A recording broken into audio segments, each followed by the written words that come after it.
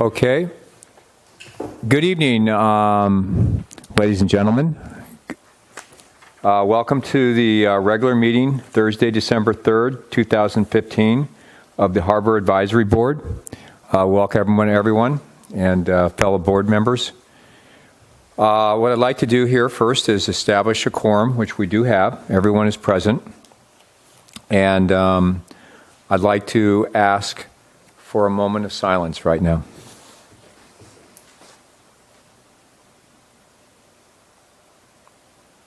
And then, Ron, if you could lead us in the Pledge of Allegiance, I'd appreciate it. I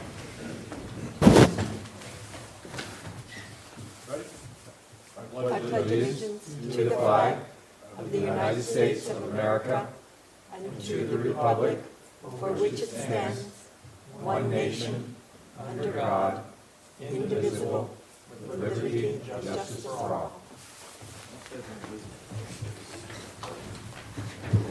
All right, thank you. So this is a time that we go down the aisle here and to see if there's any announcements or presentations by any of our members. Gene? None. Alan? None. Lynn? Should I talk about the Committee? Here. Not right now. Business at the end. No. Well, we can't. We can't. It's not an agenda. That's the problem. Say Yeah. that we met. Yeah. Yes, you can. If it's Yeah. that much. Okay. On behalf of the Eelgrass Committee, which we formed on our last meeting, I'd just like to say that the three members of the committee, myself, Neil, and Jean, met and had a brief meeting to organize and discuss how to move forward on this project. Okay. And that in our next meeting, we should have something a bit more substantive to report. Well, what we're going to do is, under unfinished business, as we do in our couple other subcommittees, have this as a standing report every month. So I do apologize that we didn't have it this time. The announcements that I have is twofold. In the staff report, there is a mention of all the people that donated their time and effort and money to our drive-in movie at The Rock. Tremendous success. We dodged the bullet. The night before it was so windy, the day after it rained, but Friday night about 5 o'clock, somehow or other Myers Excavating got the screen to hold up and we showed our movies. We have our second annual drive-in movie night, November 6th. It's already being scheduled. And this is going to be an annual event, and some people would like to see it twice a year, but I think that let's see if we can put on a really, really good one on November 6th, 2016 is when we are planning on having the next one, which brings up on January 19th, and this I'll announce it before, we're going to have a general membership meeting of the Friends of the Morro Bay Harbor Department to discuss what we accomplished this year, what we hope to accomplish, and to see if we can get some more members to participate and volunteer in some of our activities. So at that point in time, we'll have a report, and I'll share it with the rest of the board members here and the public of what we were able to do for the Harbor Department and what we were able to purchase, which actually we're in the process right now of purchasing 2 longboards for the junior lifeguard program and also a beach wheelchair. And myself and Becca just met this morning. We have the money to do it. Was the success of the drive-in movie was beyond my comprehension. So thank you, public, and look for what we're going to do next year. So thank you. So that's all I have. Neil? Morro Bay Oyster Company, we're working at spearheading a monthly bay cleanup. Currently, we do it privately as a company. We do a cleanup from the Elfin Forest up to about 1st Street, and we're looking to expand that. We've spoken with the National Estuary Program and SWAP, which is a small wilderness area preservation group out of Los Osos, and we're going to set up a quarterly meeting for a large bay cleanup, and then monthly, as our company goes out and does its what we call patrols, we'll be posting a notification. If volunteers want to join, they're more than welcome to, and we will use our own boats and dispose of the trash accordingly. So just want to put that out there that we'll give more information as we get closer to those dates. And I had a question about the wheelchairs. The beach wheelchair, is that for, it's not just for transport, is that for rescue? That's for use if somebody wants to? Yeah. Okay, great. We have one right now currently at the Harbor Department, and it's very well used, and hopefully we'll be able to broadcast it more with two of them. Great. I had Thank a question, Neil. Yeah. Is that above the surface and below the surface cleanup, or just above the surface? So we typically go at high tide, and we take items out that are submerged in the mud. There's a bunk bed that we can't get out, that we have to go jet out. So it's half under mud and half out of the water. We have stuff that we'll walk up to kind of the edge of people's property lines and take trash, whether it's derelict gear from our oyster farm, or our last collection we got propane tanks, tires, plastic bottles, bags, everything that comes up. And volunteers, what we'll be doing is kind of dropping people off on, say, the sand spit, and say, okay, go 100 yards that way and 100 yards that way, and then they'll pile the trash up, and we'll bring our boat back to those targeted areas, collect it all on our boats, and dispose of it. So whatever you can reach. At this point, we don't have any divers, but if somebody wants to get creative and do some diving, I'm not sure what that would entail, but I know there's already a group who's done some pretty substantial trash collection, and we're for all of it. I just don't have the resources right now to go diving. So When is that again? it'll be monthly, and we're still in the formulation of, we were waiting for the new tide books actually to come out for 2016, and so now that they're out, we'll be starting to put together a calendar, and we'll probably make I'll make some more notifications in the next meeting. I got the tide book, so okay, that's it for me. Okay, thanks, Neil. That's good news. Public, help Neil clean up the bay. Dana? Yes, I have, this is a tide calendar. All these photographs on it are local photographs by local photographers. And this tide calendar shows the tides. Maybe you can see this. Shows a graph form so that you can see the days where it's really radical and where it's not so bad. So we use this when we put our races together. But this is a fundraiser for the Morro Bay Youth Sailing Foundation. You can go to mbysf.org, or you can talk to me and I'll get you a copy. They're $20. Some beautiful photographs like this. These are all local photographers. And I think Neil should buy one of these. I'll take two. Here's another one. He could hang it up in his office. You know, pictures of all these local events that go on here. Thanks, Dana. Here you go. Thanks. So do you, if someone needs to get a hold of it, can they purchase it on your website? They can. We have a PayPal account there, so they can just do that, and we'll get the calendar to them. Okay. We're doing pretty good on sales, so I don't know how long these will be last. Okay, first come, first serve. Yeah, Okay. pretty much. Or they All can right. just get So if you'd like a calendar and support the Morro Bay Youth Sailing, go to the website. And that website again, Dana? That is mbysf.org. Thank you. Ron? I applaud the Morro Bay Oyster Company and its cleanup concepts. You might want to be aware that for the last 15 or so years, the Morro Bay Beautiful has been doing a spit cleanup, and I'm sure that organization would be delighted to organize with you. And folks do need to be aware that in certain months of the year, the plover fences go up. I don't think that should deal with your high tide problem, the beach problem, but something to be aware of. So I would encourage you to contact the president of the Morro Bay Beautiful. And who is that, Ron? That's Ann Reisner. So, secondly, on Thursday, December 10, between 6 and 8 p.m. in this facility, the Vets Hall, There's going to be a public information session presented by Trident Winds relative to their proposed Morro Bay offshore wind project.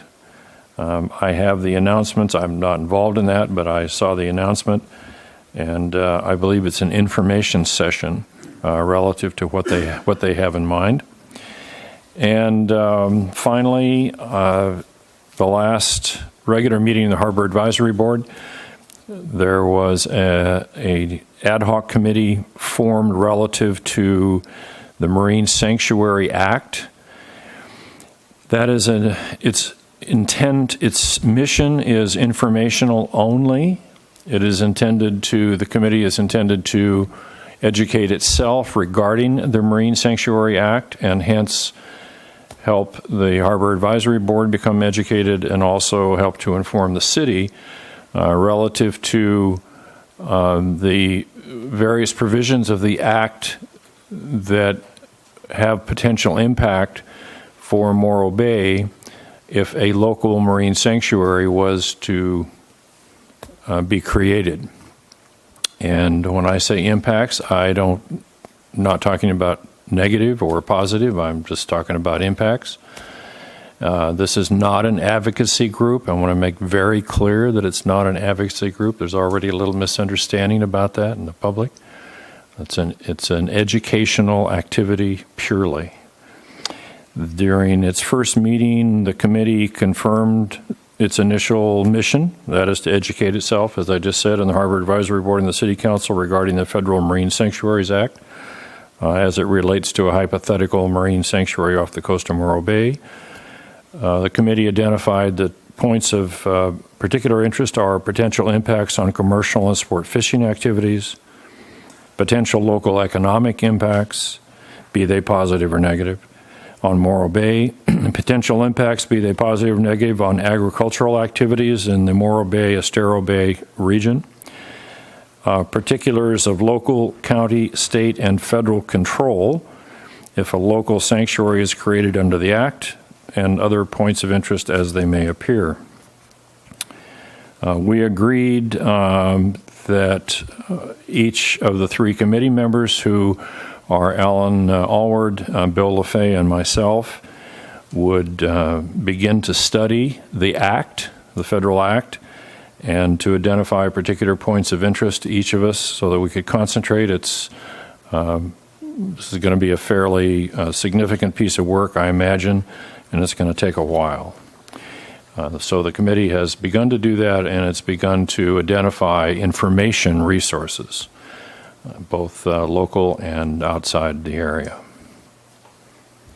Thank you, Ron. And as I stated with Lynn, this will be a standing in unfinished business each month now, so that we can report to the public what we've come up with.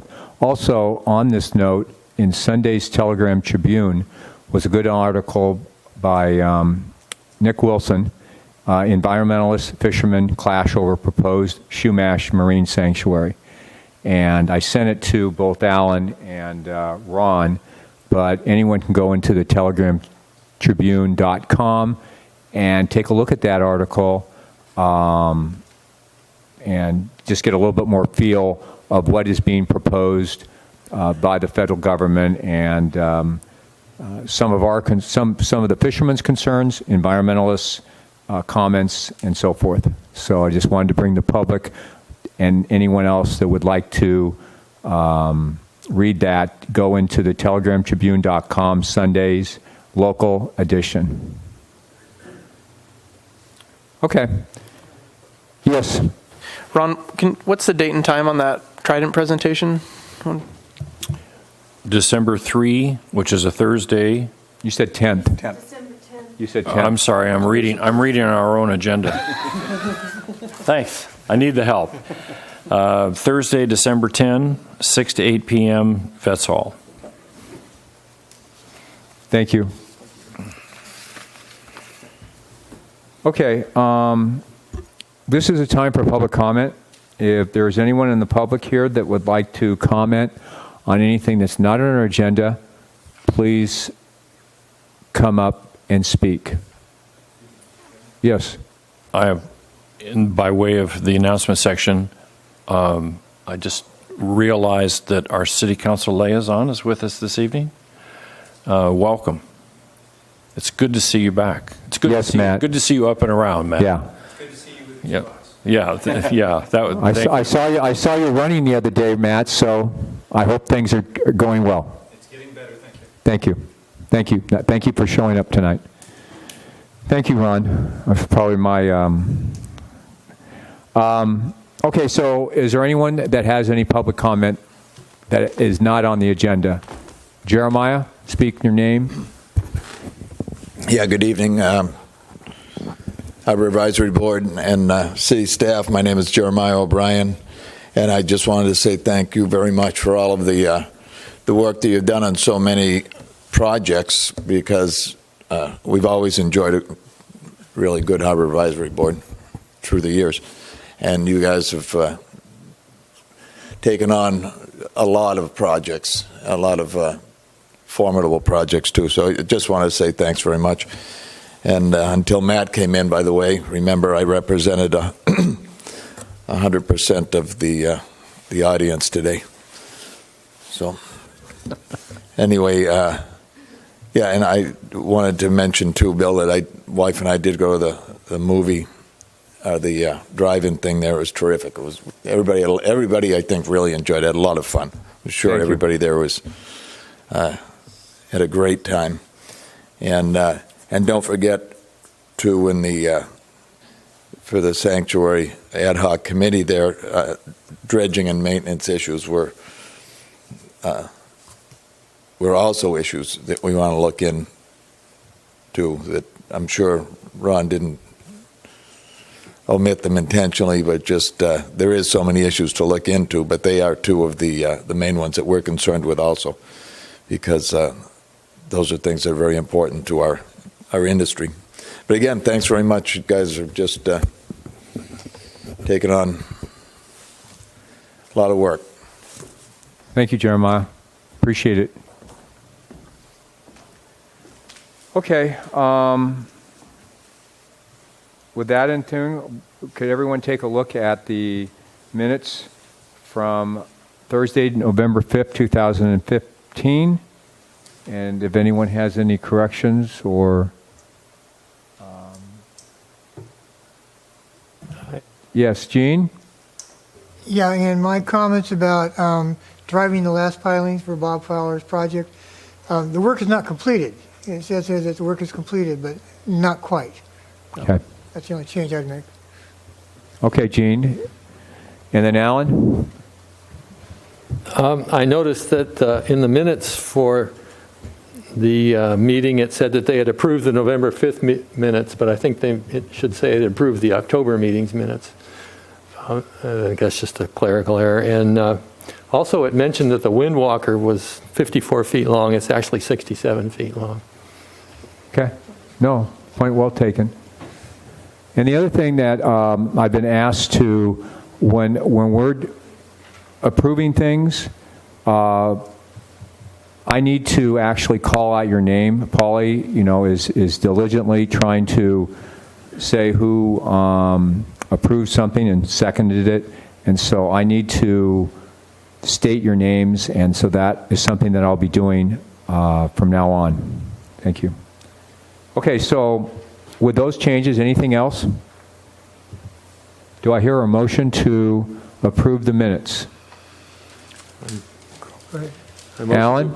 I motion to approve the minutes. Okay, do I hear a second? I'll second. Okay, so I have a motion to approve the minutes from Alan and a second from Jean. Any discussion? Hearing none, all in favor? Aye. All opposed? Okay, minutes pass. And then this we also had our special Harbor Advisory Board meeting, and I wanted everyone to take a look at that. Those are the 6 points that we kind of set ourselves on, and wanted to make sure that those were done correctly.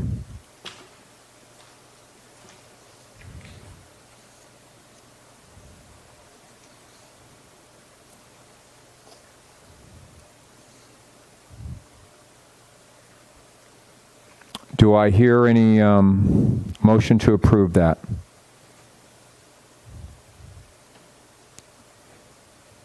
I'll make a motion to approve it. Okay, Neil, do I hear a second? I'll second. Dana? So Neil made a motion to approve the special meeting, and Dana seconded it. Any discussion? Hearing none? Oh, Ron? Do you mean to approve the 6 points? No, well, to approve the minutes of that meeting, which it will, There we go. Okay, got it.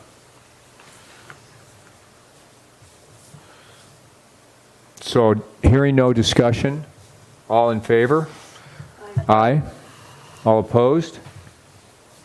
Hearing none, the minutes will pass. Now, clarification here to the public, I would like to call out what those strategic goals are. Is that something that I can do, Eric?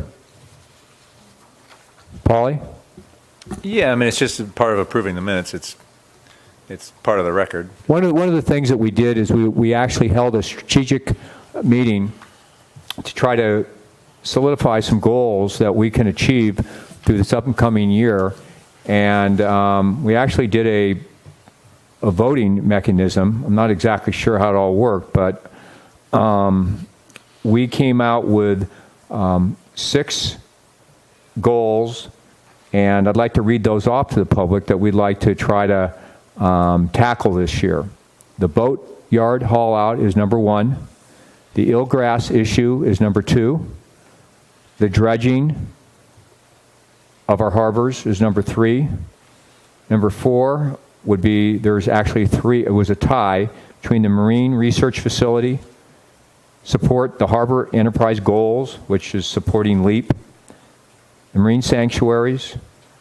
Number 5 would be off-boat fish sales direct to the public, harbor cost allocation budget, and then Measure D.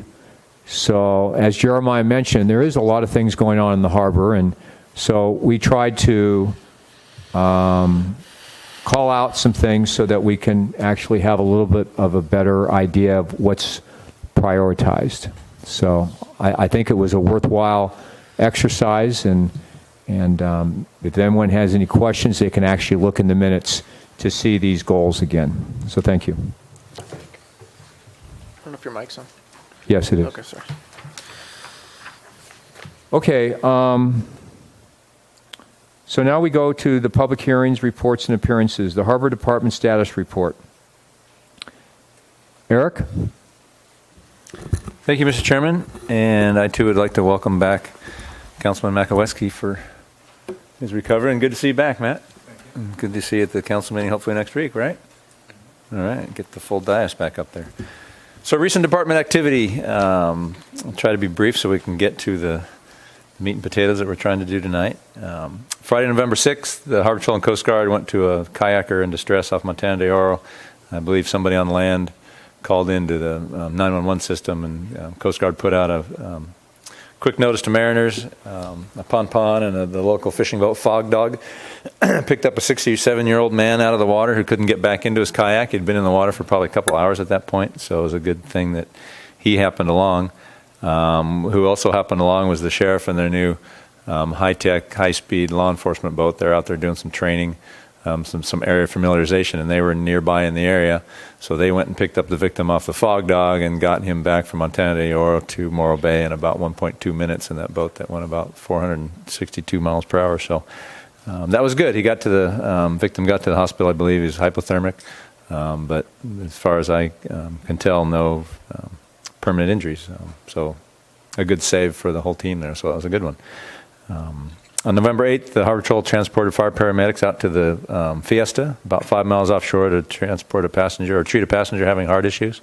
As is often the case on these types of incidents, either us or the Coast Guard will bring some Morro Bay fire paramedics out with advanced life-saving gear, and we did in this case, and transferred a patrol officer and a paramedic to the Fiesta for care of the patient while the Fiesta came on back.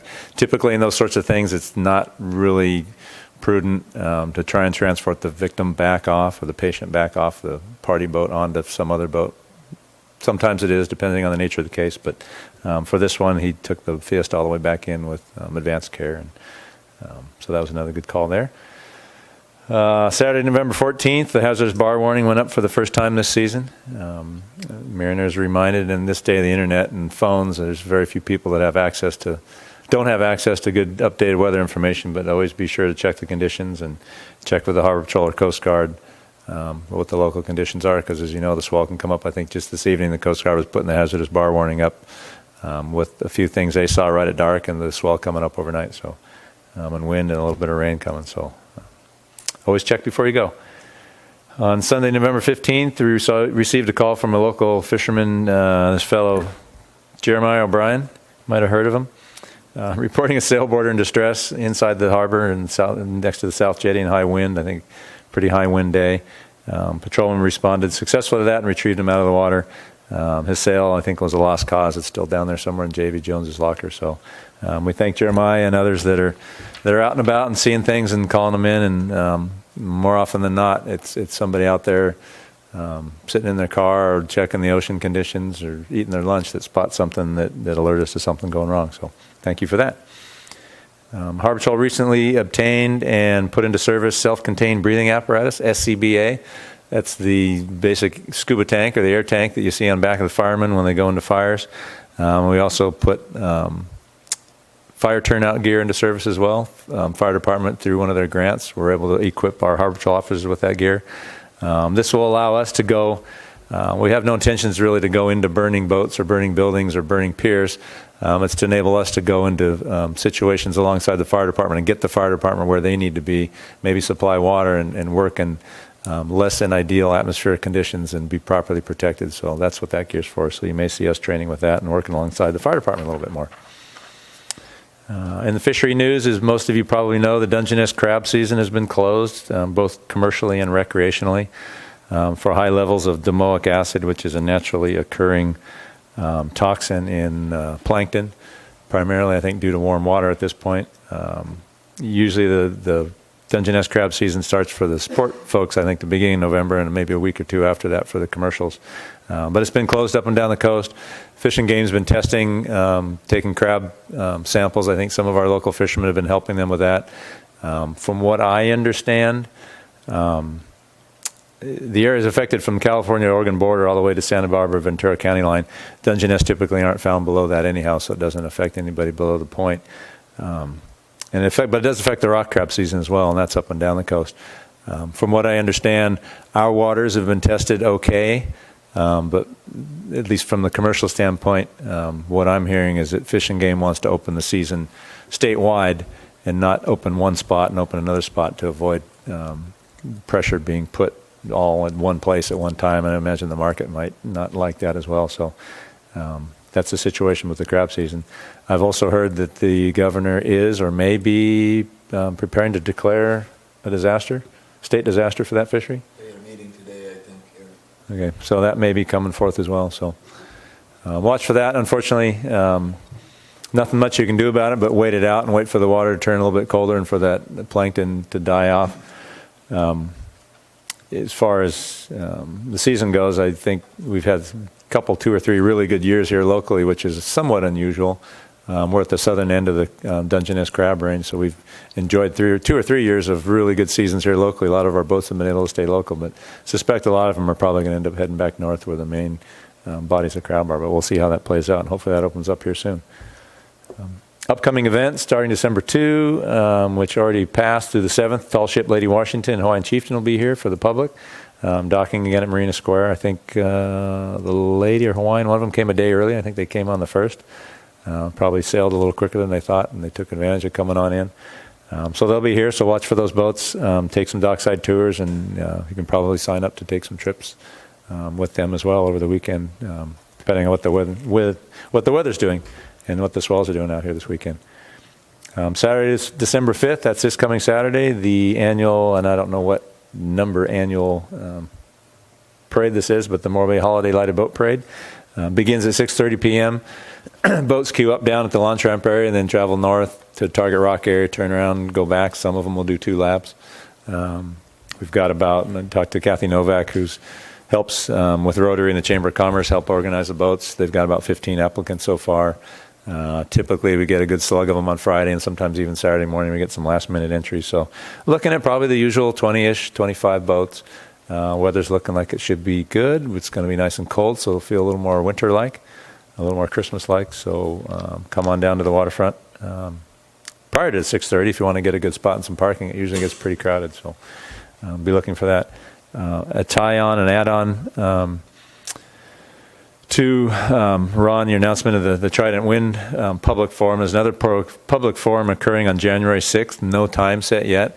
This is for NOAA, National Marine Sanctuary Program, to come down. As you may recall, the City Council considered taking a position on the Chumash Sanctuary proposal a couple of months ago, and they did not take a position specifically on that proposal. They let the existing city position stand, but they directed staff to see about getting NOAA, NOAA, not NOAA, the city council person, in to come do a sort of a Marine Sanctuary 101 and how the process works and what the different sanctuary things mean. So we'll be having that probably here in the Vets Hall, again on the 6th, most likely late afternoon, evening, so folks can attend. What's the date there? January 6th. So as more information comes out, keep an eye out on the city's website. You may have noticed the city's website's been pretty drastically revamped. There's a lot more news and announcements on there. So definitely once we get a time and location nailed down, I'm sure that will appear on the website.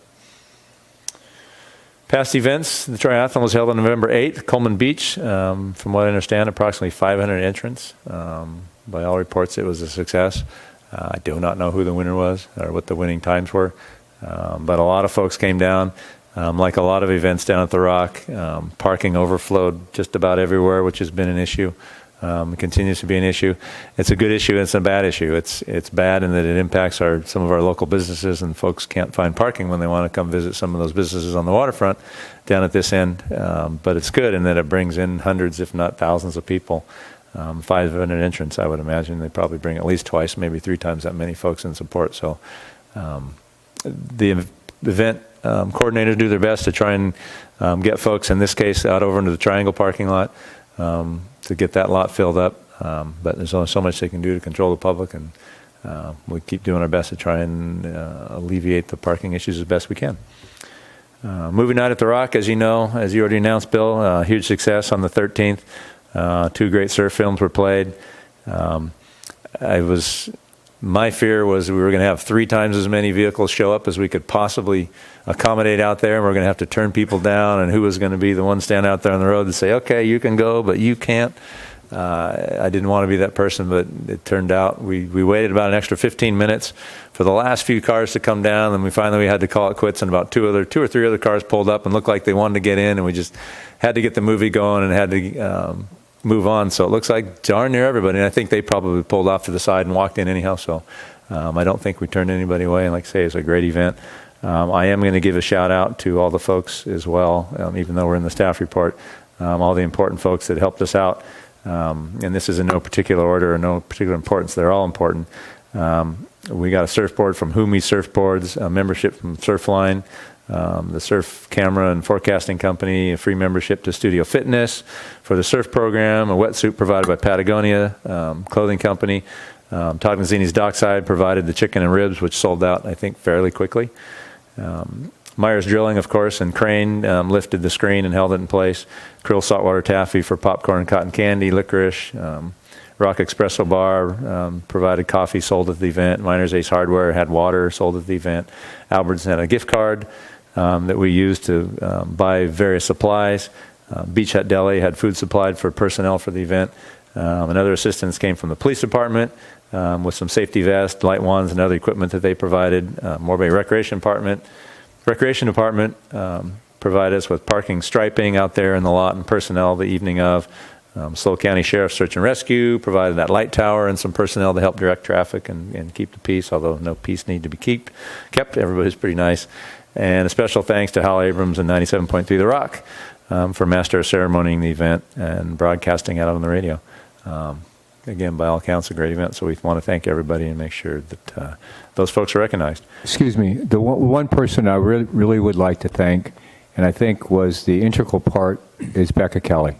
She was she took this to heart, actually, and I think it wasn't for her, it wouldn't have been pulled off. I mean, I was just there to help on the financial side and our organization as a 5013C, but Becca really made this thing work, and so we want to give her a big thank you. I agree, absolutely. Special shout out to Becca. And don't be humble. Bill LaFay helped out with the organizing and with this whole process as well. And Becca, yeah, she was a wreck the week before. It was pretty nerve-wracking this first time, but went pretty well. I think next time around it'll go a little smoother, and we'll get some things ironed out and hopefully it won't be so nerve-wracking. But yeah, thank you, Becca, for all your effort you did on that. It was a great event. November 16th, the City Council held the appreciation event at the Inn at Morro Bay for all advisory boards and bodies. Darn well attended. I think all the council folks were there. A lot of the advisory board and body members were there and recognized personally, given certificates of appreciation for all the good work that you all do, and Planning Commission and everybody. It's unpaid, and it's a lot of time often for some of these boards and bodies. So the council wanted to reach out and give everybody a shout out and appreciation for what they've done over the years and what they continue to do. And finally, it's just an announcement I'll bring up. I've received today. Adrienne Harris from the NEP is stepping down as executive director.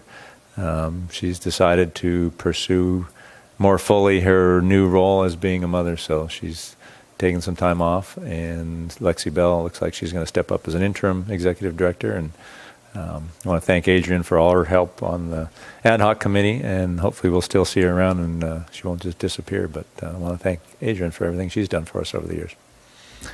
And that is the end of the report.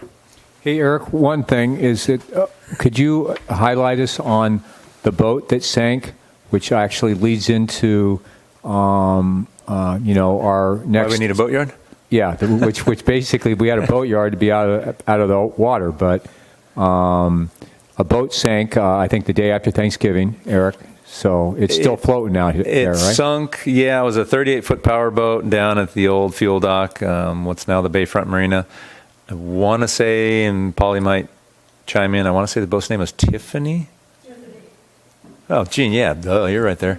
Yeah, powerboat Tiffany, pretty tall powerboat there in one of the slips, about halfway down the set of slips there. I think it occurred Sunday night. It's the first thing I came into after a week off on Monday morning. Is like, hey, there's a boat sunk down here. We got to go deal with it. So, yeah, it was resting on the bottom. Fortunately, it sunk fairly straight up. Didn't tear anything up on the way down. Didn't damage either boat on either side. Local salvage contractor Jim Sanders came and attempted over about a day and a half to get it raised. Wasn't successful, so ended up calling in the Coast Guard folks that got in charge of the whole effort, because once it turns into a pollution event, they take charge of it. We went down initially and surrounded it with boom and absorbent materials along with the Coast Guard. So they called in an additional salvager, Vessel Assist from down in Ventura, who came up. Paul Amaral, you guys, some of you may remember that name. He's a local here from going way back. He runs the Vessel Assist down there. He came and assisted Jim, and they got it raised yesterday? Yeah, yesterday, Wednesday afternoon. Found the cause was a transducer, through-hole transducer. Looked like it hadn't gotten any attention in a long time. The ocean side of the transducer rotted out and popped inside the boat and gave it a nice 1.5-inch hole in the bottom of the boat, and down it went overnight. So a reminder to folks to check your through holes. Your valve may be closed, but that doesn't necessarily mean your through hole's in good shape. So make sure you keep track of your stuff and keep it in good maintained shape. All the fuel was pumped off. I heard estimates that they thought approximately 50 gallons of diesel fuel spilled. I'm not so sure about that, Gene. You were closer, but when it first sunk, for the first day, really most of the first day, it was just a light silver sheen surrounded, being encapsulated by the boom. At some point, I don't know if it was after some of the salvage efforts happened and the boat may have shifted, the hull started separating from the deck, and a section opened up and some fuel started bubbling up that may have been trapped inside the cabin. And we had a fair amount of absorbent materials that were all absorbed with red dyed diesel fuel, and I'd probably say less than 10 gallons based on just looking at it, the volume that I saw. But the vast majority was contained within the boom. Then the cleanup crew came and absorbed all that stuff up, in addition to all the fuel in the boat. And the boat is now sitting, I think, waiting for an insurance adjuster to decide what they're going to do with it. And there it sits. It's stable. They've patched the hole, so knock on wood. Hopefully it stays on the proper side of the ocean. Good work. Thank you, Eric. Okay, so with that, our next item on the agenda is the, I'm sorry. Any questions for Eric in his report? Ron? Eric, is the Harbor Department in a position to give the board as much detail as might be available relative to an update concerning the Coast Guard building or modifications thereof? It is, so we do have that as a standing, or as a future agenda item, and when something substantial enough comes along, we'll have it in front of the advisory board. At this point, no, we've been in, Coast Guard went kind of silent for 3 or 4 months earlier this summer when we had a little bit of flurry of activity. They've requested a little bit of information over the last 2 or so months. They're still interested. They're still moving forward. As far as I know, the money's still encumbered. They're working basically on an MOU between the city and the federal government to sort of entitle their process forward so that they have some assurance that the city's committed to coming up with some land that can help them build their facility. But to date, nothing new substantive to report. Okay. Okay, next would be, any other questions? Next would be the update from the Marine Services Facility Boatyard Ad Hoc Committee on the committee's recent activities and considerations and recommendations on the concept site plans as developed by RRM Design Group. Now, Eric, do you want to lead this, or Dana as the chairman? How's that, how you guys want to work it? Pardon me? Okay. Okay, if you could start with the staff report. Yeah, thank you. And I'm going to refer to a little PowerPoint I put together with my vast technical skills. So staff report included one attachment, which was sort of a black and white, but a little bit of color in the background, line drawing of RRM's 2 designs that they produced. Subsequent to that, RRM is filled in with a little more color and a little more detail, another set of designs that I'll get up on the board here. So we've got it. I've got them all electronically. I'm probably going to have to ask AGP at some point to come in, because we'll have to toggle between some things on their screen to get them on the screen. And I've also got them back here on a whiteboard or on an easel if we need to gather around those and point and draw and do whatever we want to do on those. And I think Dana brought the black and white drawings as well in a larger scale. So just throwing that out there for information in terms of what we've got to work with tonight and how we want to proceed forward. So this is an update from the ad hoc committee, and as well as RRM Design Group and what they've come up with. Our purpose here tonight is to provide the Harbor Advisory Board with an update from the committee and the concept plans from RRM in order to continue to inform the city and the city council on the possible full-service boatyard siting here in Morro Bay and future use of the Triangle and Front Street parking lots. As you know, this exercise was sort of a mini master plan to see exactly what would fit in this parking lot and the Front Street parking lot in terms of boatyard, maritime museum, and public parking. It was an interesting exercise. We met with RRM on November 13th, the ad hoc committee, as well as some other interested parties, Larry Newland from the Maritime Museum, a few others, met on site, did a fair amount of walking around, measuring things, getting some clarifications, RRM getting clarifications from us in terms of exactly what we're looking for and what we're needing and what our ideas were. And then we took a break and went back to RRM's offices in San Luis, where they had their entire staff of about, there must have been 15 or so there, maybe a little more. From engineers, architects. There were 6 tables, and there were at least 3 to a table. Yeah, so 15, 20 folks from all levels, from design to engineering to architecture to administrative folks, divided up, and they were all tasked with, I think, an hour. They were given 1 hour. We gave them a brief rundown. Mike Sherrod and I, and mostly Mike, gave him a brief rundown of what we needed.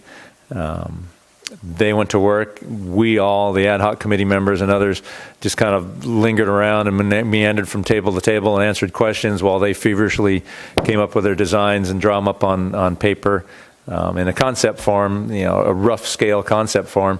Then they threw all those up on the wall, pasted them up on the wall, and we as a committee and the interested parties, the client basically, went through each one. Each one was given, they sort of appointed a leader for their team. I think there were 5 or 6 total, maybe. Explained what they did, what their concepts were. Have to hand it to them. Every team had some great ideas. Every team had little different elements that we all liked.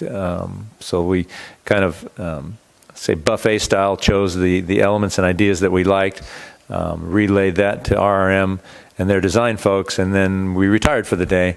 And then RRM got to work back at their offices and started putting together what you've seen now, and what you'll continue to see here in terms of really dialing in on the, in a more exact scale, to scale, how this all fits. And so what we have is the fruits of all that effort, and I think it's pretty interesting to see how it all turned out and how it all fit in.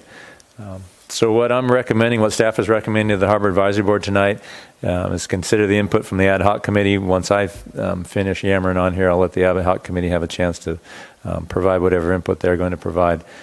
So I'm recommending that you take the advice and the input from the ad hoc committee, take public input if we have any, and then provide board input on site plans, including the design elements, if you've got ideas on the design elements and layouts and preferences, whatnot. And then also make recommendations to City Council more generally in terms of the recommended next steps or course of action where we think we may want to take this. Are we done? Are we hanging this up? Is this not going to work? Does it look like it's still worth pursuing? What are you recommending the City Council to move forward to into the future? This is sort of my disclaimer. It's noted these concept plans are just that. They're developed to inform the city and the city leadership with how all these things may fit into the Triangle and Front Street parking lots, along with the Maritime Museum and additional public parking. They're not working drawings to depict the course of action or plans the city's currently, pursuing per se right here, right now. I've marched these plans around to some of the local business owners around down in the affected area, and I've had mixed reactions. Some have assumed that we're moving forward on this, and that this is in the planning and design and implementation stages, and some understand that it's not. It's just a sort of a sighting exercise to see how this all works. So this is just assisting the city determine what the next steps are and whether the next steps are worth pursuing, and whether it's warranted to see how all these above elements may fit into the existing property, and how they may suitably fit in, and how this area may be situated for a boatyard, and whether it's worth going on forward with this. If we continue to move forward, if the city continues to move forward, there'll be a lot more design and planning and public participation and workshops, whatnot, involved, I would imagine, to move it forward. So lots of opportunity in the future to move forward, should we go in that direction. So existing parking spaces, so this relates directly to the drawings themselves. Existing parking space in the inventory, which when we sat down with RM, we kind of defined where we want to draw the lines of what we're considering here, and when we bring the drawings up, we'll be able to see that. The existing parking in the design study area had 314 spaces. That did not include the triangle parking lot, the dirt parking lot. That was the existing parking spaces in space or in situ. So the triangle lot was not included at this point. RM came up with an option A and an option B. Both options A and B, the boatyard has 10 repair stalls, varying in length from 35 feet to 65 feet, 50 dry vessel or trailer type storage spaces. I know early on we were thinking 100 was a number we were looking for. 100's not going to fit unless you take up a lot more space in other places to try and fit 100. So 50 fit in reasonably comfortably in the space that was left over. Option A came up with 351 total vehicle parking spaces, which is a net gain of 37 over what is existing. That 351 included the 10 that would need to be dedicated to the Maritime Museum to the boatyard, and 8 that needed to be dedicated to the Maritime Museum. RM did contact the planning folks in the city here and got the numbers based on the square footage and the usage of the Maritime Museum and the boatyard, and those are the numbers that they determined would be required per a normal permitting process. So net gain of 37 parking spaces overall. Option B and option A, as you'll see, we pull them up on the wall here. Option A had the boats. Option A and B pulled them both out at the same location, roughly between the South T Pier and Stack's Wine Bar, the fuel dock. Option A ran them straight across the street into the Front Street parking lot towards the eastern end of the lot, and then north and across the lot pretty directly into the boatyard.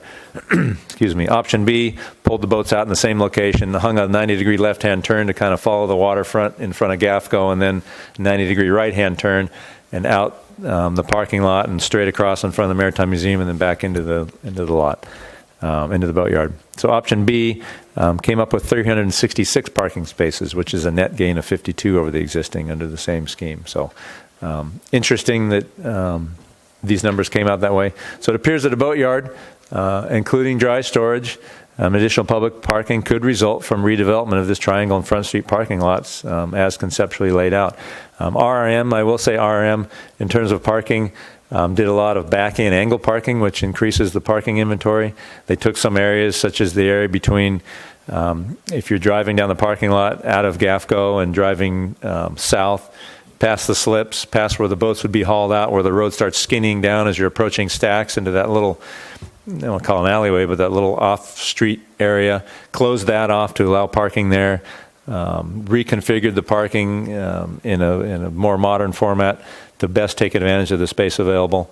And both designs included a small plaza area that was identified by a lot of the design groups at RM at the southern end of the Front Street parking lot in front of the kite shop and as high as I am in bakery area, because that area was identified as kind of a bottleneck and a strange one-way, not very functional area, so they just put a generic plaza area on top of that as a potential concept for folks to consider. It does end up eating up about 7 or 8 parking spaces, so 7 or 8 spaces could be gained back if that plaza area were to drop off, but it did some creative work to kind of retool things and make things fit a little bit better.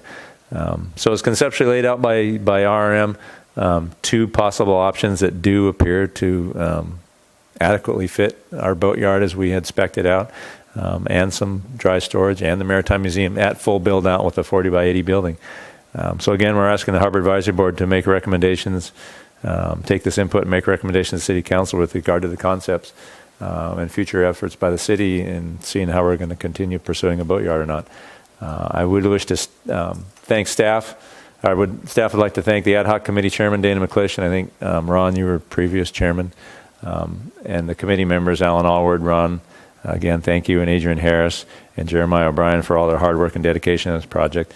And RRM, even though they were paid, I would like to thank RRM and their whole design team, led by Mike Sherrod, for the great work they did. Turned out very nice. So if I can get, if you can pull up the color versions, I've got a couple more on there on the desktop. I think I can toggle through them. One of them says color.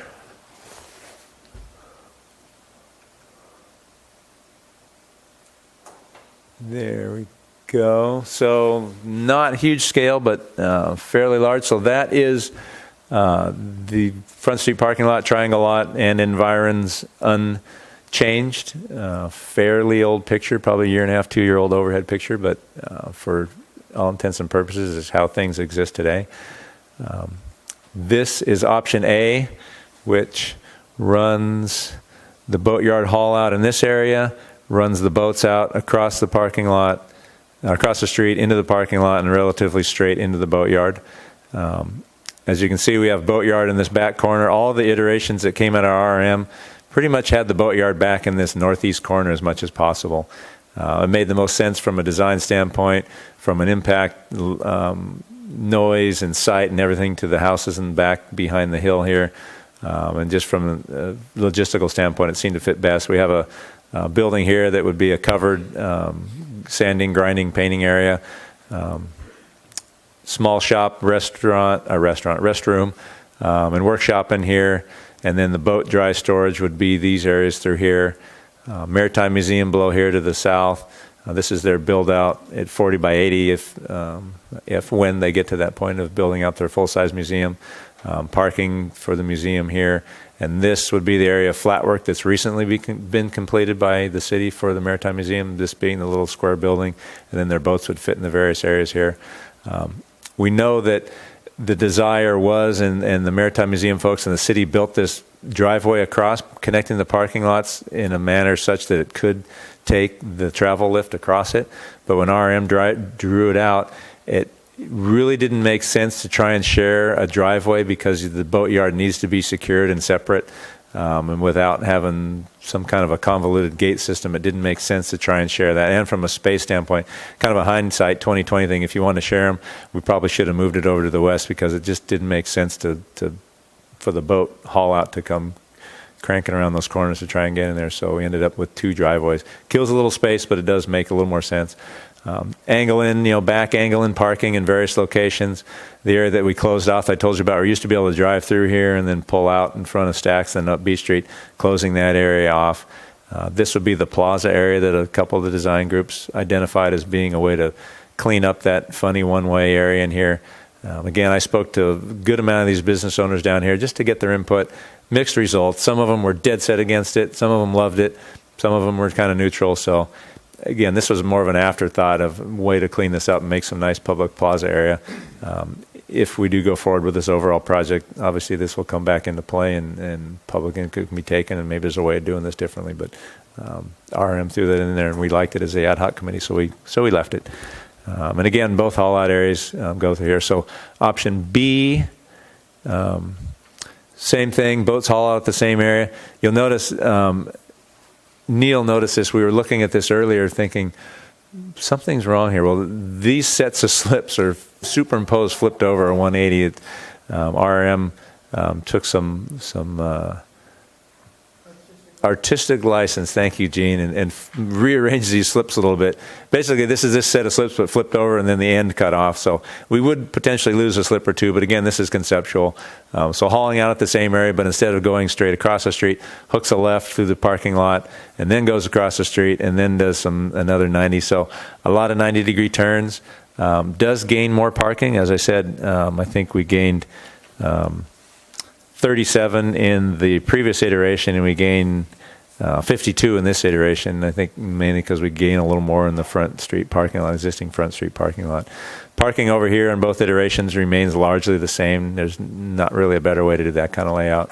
And I think our ad hoc committee, when RM first gave us the first iteration of this, we all agreed that option A seemed to be the better way, even though we got less parking. This a lot of time, you're going to spend time going through a parking lot either way, but it seemed better having it against the back end back here. And then use of our existing lot that we have the Harbor Festival in and our lift station for sea trains, which could be storage containers for the boatyard or Maritime Museum or both, or City Moore Bay and Harbor Fest. So still utilizing that space. So those are the two different options. Roscoe, if you could go to the other one on the desktop there, I think it's just marked black and white. And this is the one that's in your staff reports.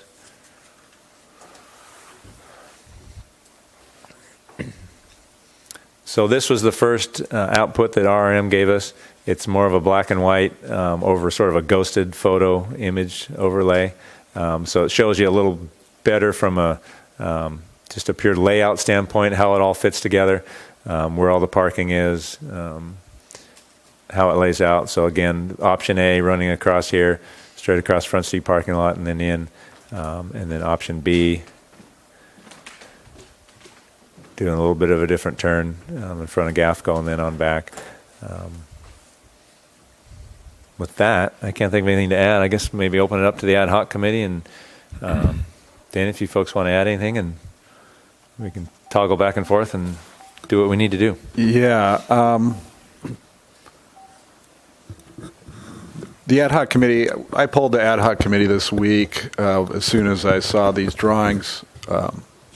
First of all, I'd like to say that going to RM and doing this was actually a lot of fun, and it was a great way to get a whole lot of this work done. We were able to go through with these designers and planners and engineers and go over all of this, all the different drawings they did. And while they were doing the drawings, we went around and gave our input, just like Eric was talking about.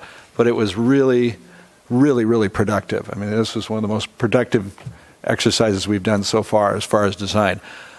Obviously, there's going to be a lot of tweaking between now and then, but it's just to see what will fit. And from what you can see in the Triangle lot, we've got a maritime museum with expansion. Part of that's already there. And then there's an expansion and parking and a drive-through. And then we have a sizable 50-space storage yard for boats that can be brought out onto the ways and dropped off with a jib crane pretty easily, with not a long, not too long of a trip between. And then the boatyard itself with a good-sized shop and storage, office space, and then restrooms, showers with restrooms there too, and its own parking spots. So that plan is showing the parking for both the Maritime Museum and the boatyard in it, which does not take away from parking. They're not going to be using those other spaces out in the public area. So that's a good thing. The other thing that I want to bring up is the kind of the sphere of what they were using for work area. That's it, what you see in that drawing. The diagonal parking that you see, we all decided, wow, you could just keep going down the Embarcadero a bit with that. So, I mean, you could add more spaces going towards the rock on that power plant side of the road of the Embarcadero. So that was another thing. The plaza was something that all these architects and planning people, they couldn't leave that alone. They just said, this is just, something's got to happen here. This is just not very inviting. You just got, access here, and it's just kind of a cluster when they look at that they just were all boggled by that, and they had to do something. So that was kind of a freebie. We didn't ask for that. They just threw that in, and for ideas, for see what people want to do there. So yeah, that is taking up a little bit of parking right there, and then they have the new access is just down the Embarcadero a little bit past where it is now, where the existing one is. It just moves, right there. So they put a pedestrian walk through there, going down the Embarcadero on the land side, I'll call it, rather than the Measure D side. As we've talked about before, staff has told us about the slips where the travel lift ways are.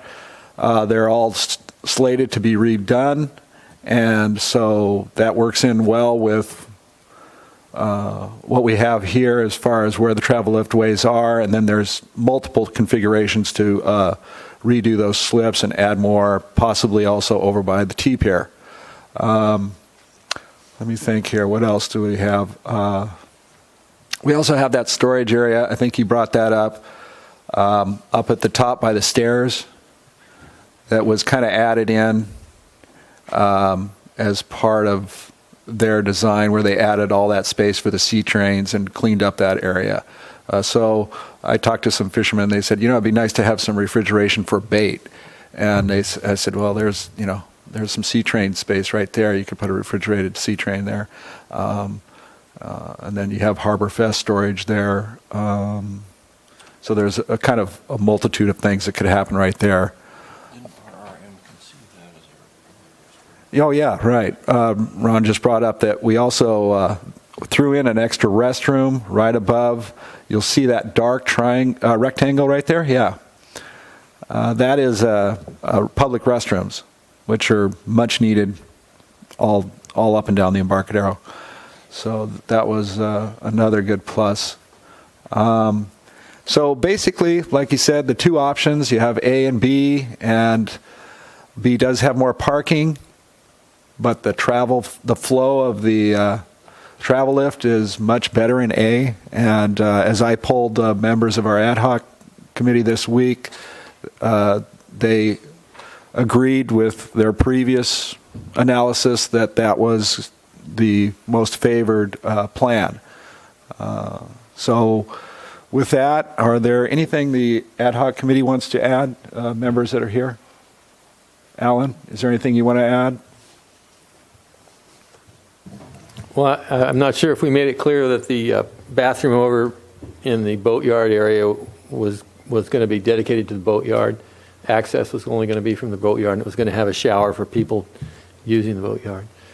Correct. That's correct. And the Maritime Museum as well, if at future build out of 40 by 80, it would be required to have full restrooms as well to service its customers.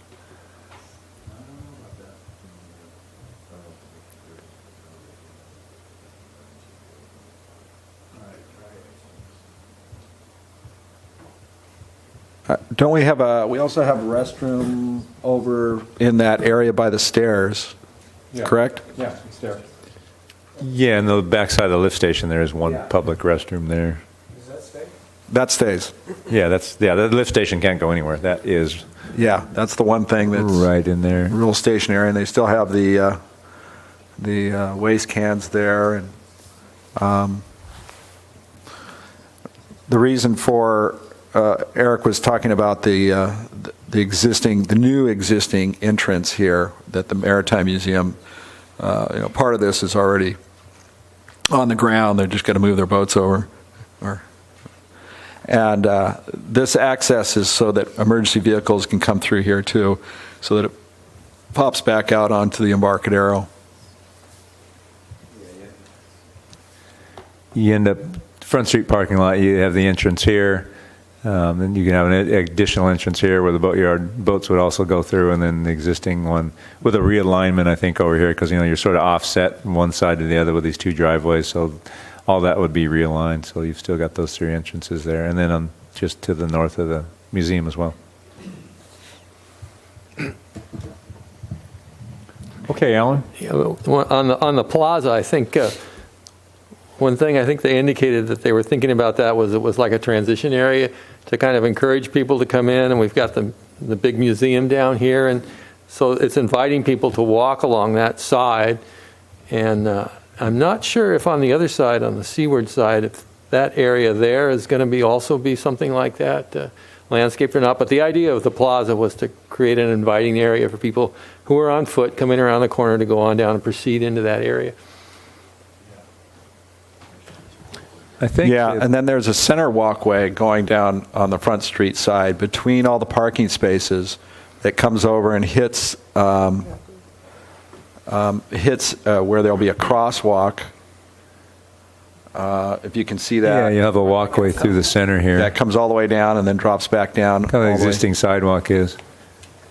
And I think what Alan was talking about was where we close off this, if it gets closed off, I should say where we close off. I want to be careful, don't people the wrong impression that we are doing this. This is just the concept. This area here, in addition to getting to the bathroom, you get some public space over here. On the colored ones, it shows it as green. Obviously, turf and green probably isn't frowned upon, although if it rains cats and dogs, we may forget about the drought, but we'll put in synthetic turf.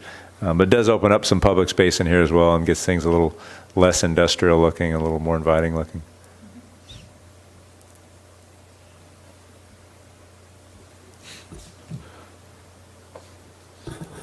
So are there any more questions, comments? I think we can open up to everybody here on the Do we have PAB. anything more in the ad hoc? I have, Okay. So we want to open it up to the rest of the board? Or do we need to go to public comment Or first? do we need a public comment? Should probably go public comment. Yeah, okay. So do we have any public comment on this proposal? Seeing none? I'm going to open up any questions to the board. Gene, do you have anything to comment or state or say? Yeah, do we have any idea how much this is going to cost?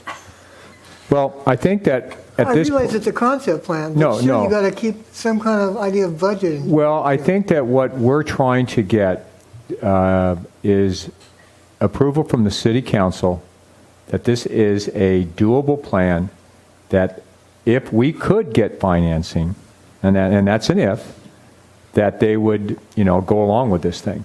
Because there is some discussion that this was going to be just a parking lot. So that is what we're trying to get from the city council right now, that we've come up with a plan, and we've master planned this thing from Front Street all over. What do you say, city council, before we go into the financial aspects or anything like that? Okay. I mean, I know it maybe be the cart before the horse, but this is the first step. I mean, if they say, you know what, we're not going to do this, then it's a moot point for us to move forward. I understand all that. I do have a question. Initially, the city acquired the Triangle lot as a parking lot. That's the perception. And now we're moving it basically into a boatyard. And we have to convince the city that this is a good option for that area, and we are increasing parking at the same time. Correct. Okay. A couple other questions I have is I'm concerned about cross traffic with the little boats down by the J Boom that will be next to the travel lift. I can see on a Sunday afternoon 30 little boats down there trying to get in and out, back and forth across that Embarcadero. And as a man who took 2 years in transportation engineering, I can see some cross traffic problems through there, and both on the Embarcadero and in the water itself.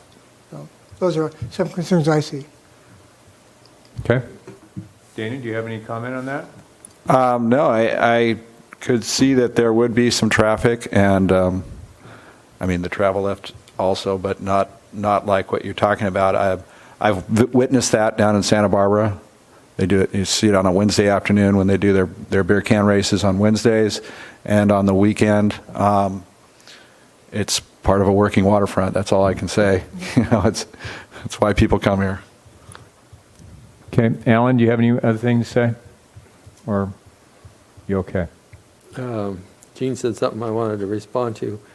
It has slipped my mind. I'll see Okay. if I can come back to it. Lynn? Question on parking. Did I understand you, Eric, to say that this diagonal parking could be extended in front of Dynegy? That's a concept we had looked at. Where exactly the property lines are, where the public-private is, I'm not certain. Obviously, if it's Dynegy right up to the curb, it may be a little trickier, but it's a potential that if there's city right-of-way through there, that you could continue on with that. Instead of parallel parking, Right, you instead of use the that parallel back-in parking. diagonal parking. Which would double the number of It would spaces in add, there if that it could were significantly feasible. add spaces, if that's property that we could utilize. Yeah. It was outside of the study area, a little bit towards the north end there, but we didn't consider that as part of the public property. So at this Okay. point, we haven't assumed that. Okay. Okay. Alan, your mind came back to you? I retrieved my thought, yeah. One thing that I believe the city manager mentioned at the meeting, he was there briefly with RRM. In the interim, since all these things started, the city has acquired a parking lot up on Market Street, I believe, and so that was going to kind of alleviate the need for as much parking as they had originally said they needed in the triangle lot. Eric, I don't know if that's absolutely accurate. Let me expand on that. I'm glad you brought that up. So, as you may or may not know, RRM has also been hired or contracted to look at a promenade concept of roughly, I'm not sure which street to which street, but Market to Pacific, maybe further, or not Market, Dunes to Pacific. Anyhow, taking the west side parking on Embarcadero, that's parallel parking, removing that parking, opening up the sidewalk into that space, and possibly even a little bit further into the lane, depending on how much space there is there, to open up a public promenade area, to get wider sidewalks, get seating, other open space amenities out there. And so RRM has been contracted to look at that, as well as the Centennial Stairway area and the D'Estacio's restaurant area up above in the parking lot. The city's reacquiring that parking lot across the street from D'Estacio's. So all of this and as well as the city's working on the local coastal plan and the general plan update, and part of the local coastal plan and general plan is all the little specific plans, the waterfront specific plan and the beach street specific plan. There's several specific plans that address these near waterfront areas. The Beach Street specific plan being one where you go up and you've got Market Street, which is, it's as broad as a freeway up there. There's room for angle parking in there, and you could get angle parking and increase parking capacity up there. So all these things are being looked at, and they're all kind of coming together roughly at the same time. This RM work with the promenade and looking at parking, because the promenade will displace anywhere from, I think, 80 to 100 spaces, depending on what the length of it is up and down the waterfront. So should the city move forward with that, the obvious problem is going to be, and not just internally but externally from the Coastal Commission, where are you going to recreate that parking? Well, the Triangle parking lot was the first place that was looked to, because we had acquired it recently, and that became an obvious place to point to. Hey, we've got extra parking capacity here, but now we're looking at maybe siting some boatyard and other things in here. Maybe we're not going to get all that for public parking. Well, can we we've made up 37 maybe with this option A, and across the street from D'Estacio's, the parking lot we're obtaining there, maybe we're going to get another 20 or 30 up there, and with some creative redos of the Beach Street specific plan and some of the other restriping on the feeder streets in the Barcadero, we may be able to make up that difference that we need in parking spaces. So all these things are kind of swirling and coming around at the same time relatively, and in terms of consideration, and so our timing is good to be looking at this and for the city to be considering this. And Gene, to go to your point, how much will all this cost? We don't know that. We did the market analysis. This was just to see what fits, and if it's going to be a competition between the Boatyard Maritime Museum or the Parking Maritime Museum. Obviously, parking, although we scaled back on the Boatyard in terms of the number of dry parking spaces from 100 to 50, public, just regular vehicle parking kind of became got the leftover space. We ended up with 37 spaces under option A and 50 some under option B. So can we recreate the extra parking we may need for that promenade or other uses as this town continues to grow, both in population and visitorship? And we need parking. It's as you've seen on a lot of weekends now in the summertime and during events, we're impacted. So we're trying to increase parking capacity wherever we can. So all this is coming together. I think the city will be looking at all this as sort of a package when it comes down to should we start continue to move forward on this boatyard and this promenade area idea. These things will all come into play, and the city will look at it as kind of a whole package, I think, so that we're going down all those paths pretty simultaneously, so they all feed into each other. Okay, Alan? I've talked to a few people about this plan, and I've heard some people comment that it would be better to have the boatyard on power plant land and possibly have the travel lift further north in the bay, which I had originally thought would be a good idea too. But it turns out the National Estuary Program is pretty adamant that they want that this is their preferred place to have the travel lift located. So when you take that into consideration, it kind of says, well, if we're going to have it, this may be where it has to be. And so that was the feeling I got from the National Estuary Program. Yeah, well, I believe, it's always been, and Gene can attest to this too, is that we were going to have the hall out there north of the intake and then everything across the street. Unfortunately, the zoning is not, and we don't have access to the land, and that's just a pipe dream. So that is really, I don't think, a option. And I think you hit it on the nail. If we're going to do this, and we're going to have a boat haul out facility here in Morro Bay, this is the place to do it. And we need to make a decision now. Chairman? Yeah, Dana. Yeah, in regards to that, it was RRM actually had the design, and it was on that end. And then 3 or 4 years ago when I got on the board, and Gene and I and Brett, we formed the first committee for this. We looked at that, and we looked at this property back then. We'd always looked at this property because we knew that it was like, oh, any day it's going to be the city's. Oh, any day, every month it was it was going to be. And then as we moved along, it became an ad hoc committee, and then we had Lisa Weiss Associates do their surveys and came out with their report. The ad hoc committee came back, and we put together the criteria from that and what we looked at. And I want to just say that the first thing on our list is city-owned or controlled property. Because talking to people from years past with other plans, Kathy Novak, for one, she was mayor back when they were looking at doing it once, and she said what killed it was land acquisition. And you have to go buy the land, and that was what was going to kill it. But I mean, a lot of these expenses, as you put together a whole proposal of what we're going to redevelop or how we're going to do this, then we're going to go and look at grant. We're going to look at funding for this. So even if it is some private land that you have to buy, I mean, that's part of the deal. But this was the number one thing that we had on here was city-owned and controlled property. The other thing is, you have Measure D on one side where the travel lift and ways are. And on the other side, we're looking at an industrial site. The power plant, you don't really get more industrial than that.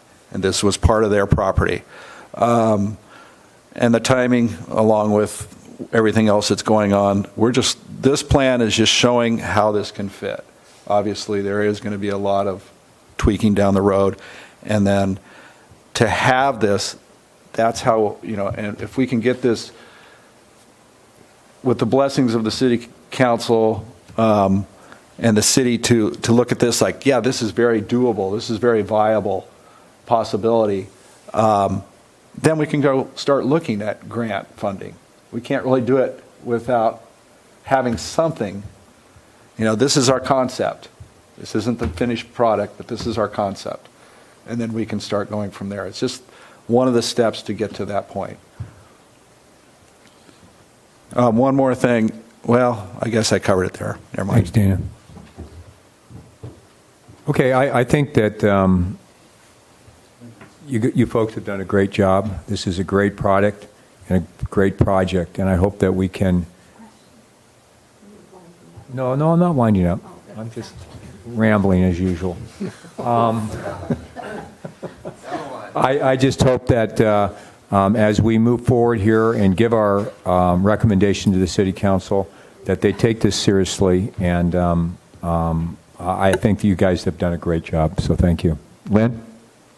Yeah, a question for Alan. You said that the NEP was adamant that they wanted the ways at this southerly end rather than where we originally talked about it up here. No, Why? not there, rather than down here. At Coleman. Yeah, by at Coleman. North of the intake. That All is right. their eelgrass, their baby, where it's the eelgrass is Okay. growing, and they're happy about that. And if What if the eelgrass starts growing here? well, there is eelgrass there, but it's just, if you have to disturb something, they don't want any They disturbing don't going want on any up here. disturbance here. Yeah, I won't Today. say. They're not going to be, yeah, they pretty much ruled this out down here. They said, no, never. I mean, maybe they didn't say it like that, but they said they really, They really didn't like that. Well, But it was because of eelgrass. yeah, and that we would probably lose their support.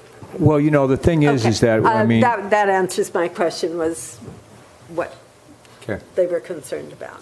Thank you. All right, Neil? Actually, I think Dana has something to this. Yeah, I just want to kind of go back to that. And back when RM was doing this in 2008, that plan basically was stopped because the Coastal Commission, along with Surfrider and a few other people, they did not want it there. Right. We were trying to figure out a way, 3 years ago, we were trying to figure out a way to make that work. And we got to the point, the ad hoc committee, like, this is the spot that we're looking at. This is the most viable spot. I know I've talked to some people today, too. I was down at Jerry's Marine. I showed them the plans and asked for, Jerry used to work at Gunther's back in the day. And he said the worst thing was when they closed that down and the city didn't allow, another boatyard. There was a guy who wanted to do a boatyard there, but he wanted to add 20 years to the lease or something, that he could stay there to make it viable, and it didn't work. So anyways, they brought up that too. Well, I thought it was going to be down on the other end. And I go, well, where are you going to go from there? Part of the problem was the travel distance on the Embarcadero. You're on the Embarcadero going up and then cutting over, or you're staying on the Embarcadero. Actually, you're not cutting down Coleman Drive, but you're going all the way down there. That is becoming more and more traffic now that we have the bicycle path and where there's been development down there. So that was one of the things, but it was because the Coastal Commission and different. It was the Coastal Commission actually said that they would like to see it south of the South T Pier, or by the South T Pier. Really? Back then. Right. Well, what happened, and if my memory serves me correct, is that the Coastal Commission created an endangered species when we had to mitigate when we did the boardwalk, and all that land there off of Coleman became endangered. Environmentally sensitive habitat. Environmentally Deemed sensitive. ESHA, environmentally And so sensitive once habitat. that hit, all bets were off. I mean, trying to get that changed is almost an act of God. So, Ron? I'm glad we're talking about all this, and I hope that as many of the public as possible are listening to this, because this is kind of a wrap-up. I mean, I shouldn't say a wrap-up. This is a consolidation of the issues that have been on the table for a really, really long time, and to put a bow on the lack of feasibility of a northern site, in addition to whatever the environmental concerns are from various parties because of the ESHA land that's immediately north of the Dynergy plant, and whatever's on the other side of the street in Coleman, and the practical issues of running a travel lift a quarter of a mile south. Two people have stopped me since this was published this week and said, why aren't you going after whoever you are? It wasn't quite clear to me, but why aren't you going after the Dynergy property? It is my understanding, and hopefully folks are listening, it's my understanding from the city, various spokespersons from the city, that Dynergy has no interest in breaking up their parcel that's behind the walls and behind the gate. No interest whatsoever. Now, I'm just passing on what I've been told by city spokespeople. So, as far as I'm concerned, that's pretty much the bow on the whole thing, the whole issue of going north of this potential site that has been presented in the staff report and that Dana's been talking about this evening. Point well taken. So, with that in mind, with all the discussion since, Neil? So first of all, in general summary, I'd say that both of these plans are pretty exciting. As an avid daily user of this specific area, I see, it working in general with some with some minor tweaks. The one thing I would consider in the effort to gain parking, I hope this area, and I know that the triangle lot was supposed to be for parking only, and as Gene said, we have to convince the city to go along with this plan, and we do have a net gain of parking through this plan, but this is also a bottleneck. There's this huge thing outside of this picture called the Rock that thousands of people come to on a probably weekly basis, and they drive, and they all have to stop at that stop sign at Beach Street. And that back-end parking, and I don't want to nitpick because I know you guys said there's fine-tuning, but that back-end parking right there is going to be really interesting when the line is coming out of there on a summer day. And people are trying to back into those stalls right at Beach Street. That's either way. But just knowing what that traffic area, what that traffic looks like. I'm just saying that maybe this whole area doesn't need to be the solution to the city's parking issues.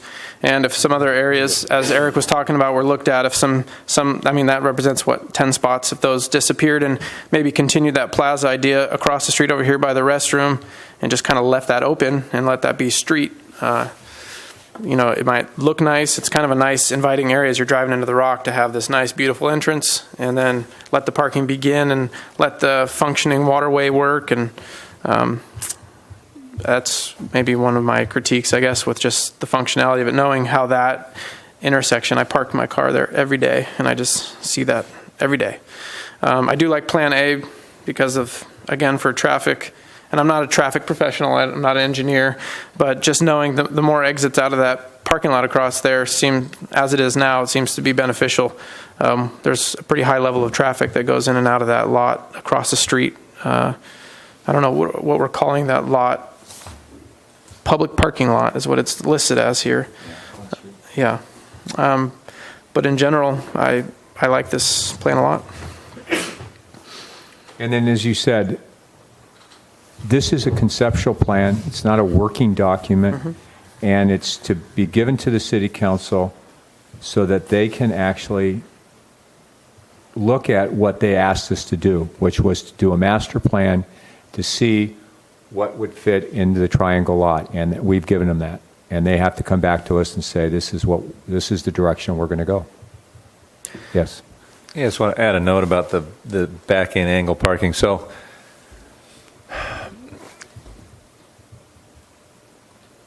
Caltrans and other jurisdictions are beginning to go to this back-end angle parking because you can pack in more than you can in normal parallel parking, and it's way more efficient than, because at parallel parking you've got to stop, you're stopping traffic.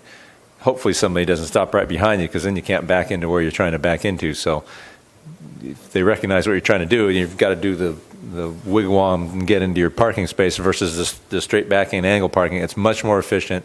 And then pulling out, if the guy in front of you and behind you has got you boxed in, now you're trying to squeak your way out. You don't have that problem anymore. You're pulled straight out into the traffic. So it works much better. I recognize and appreciate what you're saying here, because the existing parallel parking along the street ends about the gangway here. Just looking at the unfettered one here that I don't have up on the screen, that parking along the street, south facing on Embarcadero, ends about the gangway along the street here. So yeah, you do, by adding this back end parking here, you have added some parking into that bottleneck area. And it, again, as Bill says, this is just pre-concept, concept and idea. Maybe the plaza area moves across the street and you gain the parking back on the other side. But anyhow, it's something to be considered, and it's obviously something noteworthy that might be worth taking some notes on. But I just want to say that about that angle and back end parking, that's the way a lot of people are starting to go, and you're starting to see that in more and more places, and it works out a lot better. Okay. Yeah, that's not a deal breaker for me, as long as a professional's looked at it and at least contemplated that high traffic area. That's it. And as one of the business owners pointed out to me, and I've used many times myself, I hate to announce it on TV because then everybody's going to know the secret. When it's backed all the way past Tognazini's, during an event, you can still sneak through that parking lot and often get past the traffic and then pull out in front of the stacks and get by a little quicker. So it's kind of an escape route that relieves some of the traffic as well. It's not a true roadway, but Put it on the air. it's too late. Cat's out of the bag. So yeah, if that little scoochy area becomes blocked off, then you lose that. Okay. All right, then. With that note, do we have any other discussion to talk to the ad hoc or Eric or whatever right now? If not, Adina, what would you like to do? Well, I would like to get the HABs. Oh, I'm sorry, Do we have Lynn? more discussion? Go ahead. No, I was going to say, we've talked about parking. We've talked about parking extensively. We've talked about the benefits of having the route, because it's going to be a lot easier to drive the travel lift. But are there any other minor points that, I can't think of any. I'm asking the board, are there any other minor points on this design that maybe we ought to give a little bit of time to? Not the big ones. The big ones seem to be the parking and the location of the ways, mostly parking, but other things. I have a concern. These commercial slips down here, of which I happen to rent one of these ones down by Stacks and then the other row along there, the fishermen really need to have a loading zone in front of each one of those places so that you can take your stuff from your truck or your car to your boat, regardless of how crowded it is. And right now there's a fire hydrant in the only logical place where you can do that. Guys end up parking in the driveway to the back entrance to Giovanni's, which sort of works, but they don't like that. So in the final plan, I'd like to see a couple of loading zones there in front of each one of those commercial slip ramps. You know, I'm not sure, but it almost looks like they have a diagonally hashed out mark there that may be exactly that next to Giovanni's. I don't know how they can do that, or maybe that's just to keep people from parking there. Yeah, I think that's because it's their driveway. That's their back drive in there. Talking about this area here. I believe that's their driveway in. I mean, certainly you could put in a loading zone in here somewhere. Yeah, they do. Yeah, it's a gate. Yeah. But no, that's a very valid point, Yeah, Alan. duly I was noted. going to, I don't want to nitpick the parking right now because I think this is a conceptual, but that is something that we really do need to take into consideration. She asked. Okay. One more consideration that I just wanted to bring up, and that was cost. You know, I'm looking at this when we were doing this whole charrette at RRM, going over all the designs, and, you know, you're looking at this, and I'm going, wow. I had the same question as Gene did. How much is it going to cost? And I've always kind of thought that as far as the boatyard itself, you know, it's always been our question behind designing it and everything. And I said, well, you know, there's certain things that could be phased, parts of it that can be phased. You know, the office could be a trailer. I mean, if you go down to Santa Barbara, that's what they have right now. They've had it for years. It's a nice office trailer. Things like that. The dry storage, and I'll reiterate this, I've said it I don't know how many times, but this is a moneymaker. I mean, if let's just say $100 a spot, well, there's $5,000 a month. That's $60,000 a year.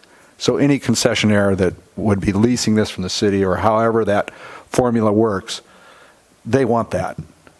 You know, and that's at $100. You know, you could easily get more because this is where there's no power lines. So you have a specific crowd that really will pay for that, and that would be, you know, your 30-foot and under keel boats, recreational boaters. The fabric building, you know, that can come. That I don't think that's going to be a huge expense. The things that have to happen are the vessel clean-out location, or, you know, a station for that is definitely got to happen. And then the ways, you know, those are the real important things. The docks for the ways and the way that's configured, and the easiest path. That was another one of our criteria, was that the yard be close enough to the ways that your travel wasn't going to be a quarter mile or more, or, you know, however. So those are some of the things that I just wanted to bring up again. Okay, Gene? Yeah, I'm looking at the plan here, and the distance between the South T Pier and the travel lift pier, if you want to call it that, it appears to be maybe only 40 or 50 feet clear. That's what it is now. That's actually taken out. What we did was took out an existing dock, and that's the same footprint pretty much as what's there right now. Because I actually measured that back when we were looking at doing a diagonal off of there, and there's like 49, 50 feet between the end of the T pier and that dock. So that doesn't change. This is right here. It's existing. Okay, good. Okay, Gene? Lynn?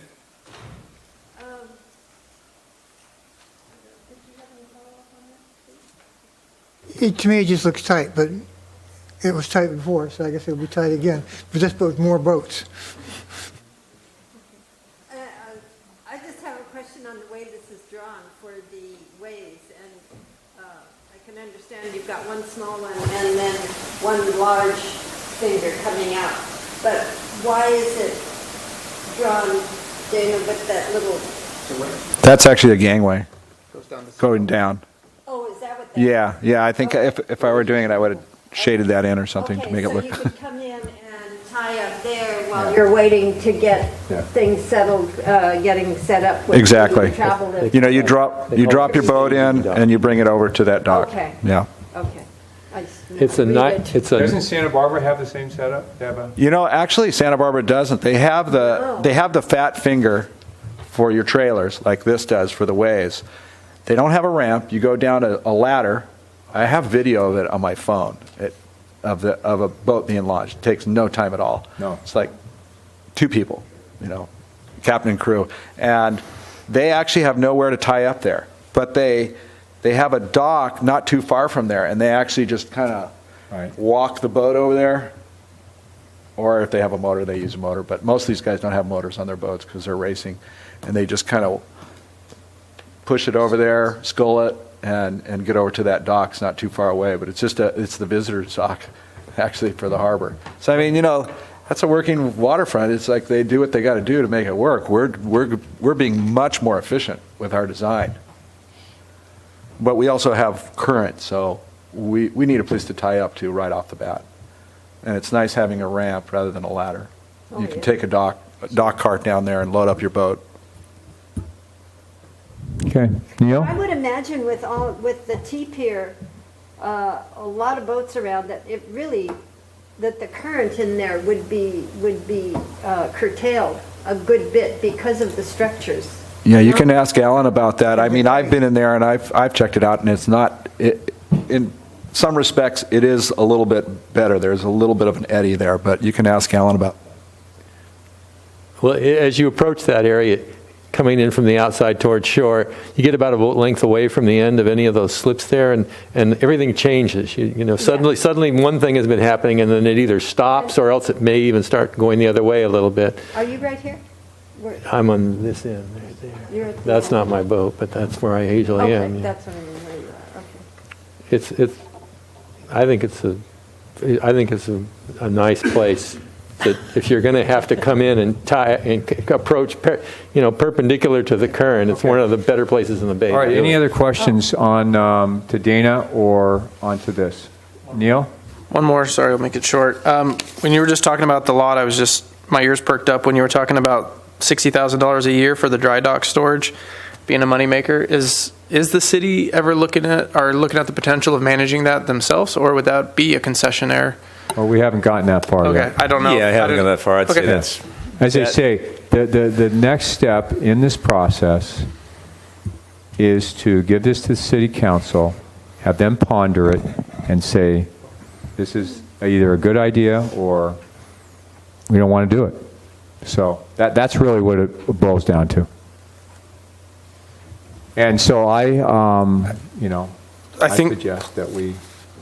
I think that if they knew that maybe there was cash flow, like what the real cash flow was, it might affect their opinion on whether or not they do it. That's why I asked if that 60,000 would Well, be. I think that what we need to do, and I'll be honest with you, is that we need to lobby the city council once we make a recommendation. And once this gets on the agenda for the city council, the people that are interested in making this happen need to go to the city council meeting, need to talk to the city council people, and we need to make sure that they understand the dynamics that are going on here.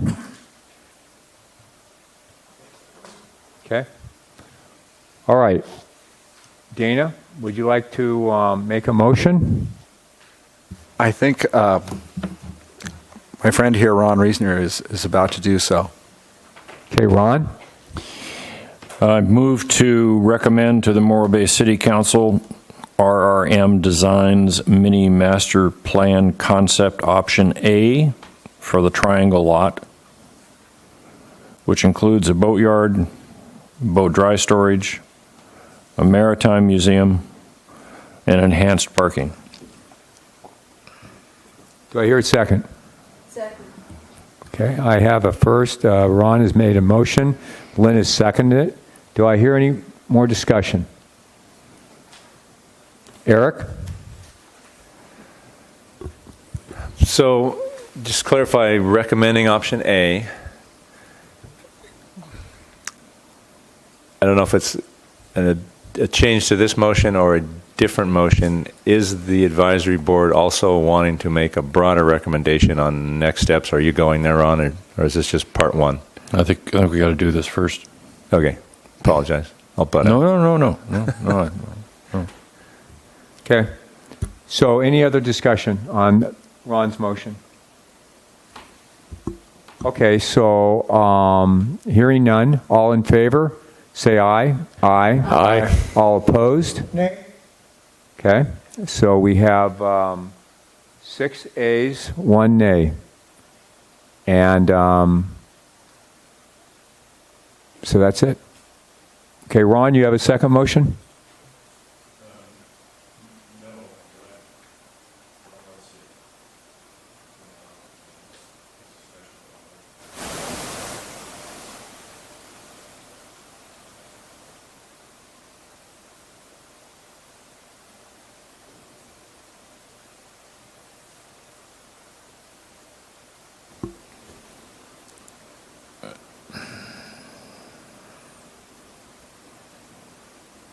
Well, what the advisory board has discussed this evening is that a next step would be, and you, Mr. Chair, actually made it quite clear, that the city council needs to express some opinion or needs to take some position relative to the potential utilization of this property in this manner, in order for the boatyard haul-out concept to move forward, in however that might be. I'm not in a position, I am not in a position to do more than, I guess we could do it through a motion, suggest to the city council that they take a position. Well, I was at the city council meeting, Eric, and what they asked us to do was to do a mini site analysis, which is what we did. And we're presenting this back to them, i.e. through a staff report by you, with our recommendations to the ad hoc committee.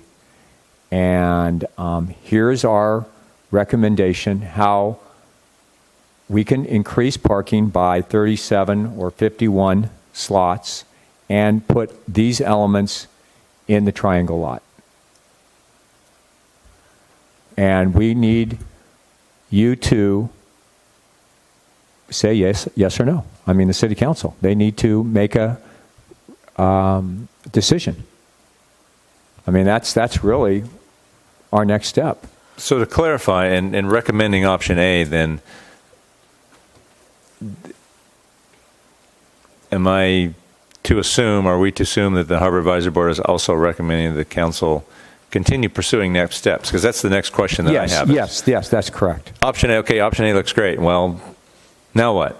Do we continue next steps? Do we move on? The next step was, as we spoke to the council a few months ago, we talked about true financial feasibility. We did a market analysis through Lisa Wise, and we have what we believe may be a gross revenue generation. So it's not a financial feasibility study. Right. Before we do feasibility, we went to this. Yeah. So are we recommending going on to that next step and continuing on pursuing this process? That's what we need the city council to make their recommendation. Your next step now is to do a feasibility study, given this mini site analysis, come back to us with it. That's right. Yes, Lynn. Well, with that being the proposal, would it, the city council would not be able to come back and say, please explain more about aspect A, aspect B, or present questions to us that we don't understand C, D, and E, if you're simply asking them to give you a yay or nay as to the next step forward? Well, since this is just a conceptual plan, it's not a working document, they can make comments and then we can take it from there. But their actual action to us was to do a conceptual mini plan And that's what we have done. Yeah, does it all fit? Yeah, I mean, does it all fit? And I'm not going to second guess or purport to say what council questions may be, but an issue may be, well, no, we want more public parking out of that triangle parking lot. You've eaten too much up with the boatyard and the Maritime Museum. That may be their position. I don't know. I'm just playing devil's advocate here. Right. So we've done Exactly. what we're tasked to do, what will fit in there. And by rearranging parking and squeezing things and doing some creative thinking, we've managed to get the boatyard that we think we need and the Maritime Museum as it's designed and planned out and thought out, and some extra parking. Council may be happy with that and say move forward. They may say, nah, we want more public parking out of that because this promenade is going to eat up this other stuff. So that was our whole charge, and that's why we're doing this. So I think we're in good shape with what we've got. We've got the product they need to make a decision to move forward or not with it. Right. Yeah. So Our work is not even started, really, Lynn. Well, no, I You know, I mean, but yeah. I'm just saying that it seems like a rather closed-end proposal that you're giving them. Well, you know, the thing is I think we have to. Such a good idea. Well, you know, again, we've been working on this for 20 years. So we've got to give them, I think, a closed yes or no, period. Oh, but you don't want to. Well, I disagree with that. I keep hearing that same comment over and over again. It's like, it's either this or nothing. It's like, well, baloney. I mean, you know, how many times did we try to go to the moon? It's just like you just keep trying until you get something done. It's just a matter of how much you want to get something done. So we want to give them this proposal and say, this looks like a pretty good deal, you know, pretty good layout to us. We think it's got the elements that we need. And now we're looking for their opinion and their comments. Do you think it's good? Correct. Think it's sort of good? We were asked to, an RFP went out, we hired a firm, we worked with the firm, we gave them our criteria, and they came up with a plan according to what we talked about, and here it is. And then, So now do they want us to go forward and take the next? Well, so Lynn, I have a question for you. So do you think that the motion accomplished what you just said? Because if it didn't, and Eric seems to have some question about that, then what else? It does not sound like it would accomplish that. Well, okay, and the motion assumed, and you know what the first three letters of that say. So the motion assumed that the council would take the opportunity of the board's recommendation relative to a concept option A to deliberate. But assume was a pretty important word there, that the council would deliberate, and then would the Harbor Advisory Board and the public, I think, are pretty much on record, and I think that the council is pretty aware of that they're looking for the council to make some sort of commitment. And I don't mean a commitment to a particular, 4 cubits by 9 cubits by 6 cubits, but a commitment that yes, we will continue, the city will continue to develop the concept of a boatyard and a haul out. But if you think that we need to take another step after the initial motion, by all means, you've got my attention. Well, I guess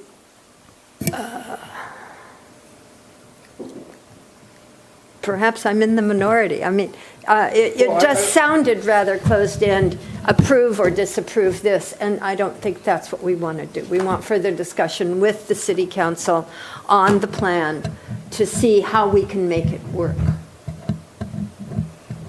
And if everybody thinks that motion, as stated, will get that response from the city council, then fine. Well, I think go forward with it. I think that Eric is going to be our advocate. Eric is going to be our advocate in explaining to the city council really what we're attempting to do.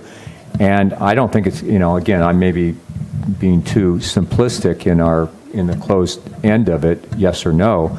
I think there will be some discussion, quite a Okay. bit. So I think that we will be able to accomplish the goal that we want. All right.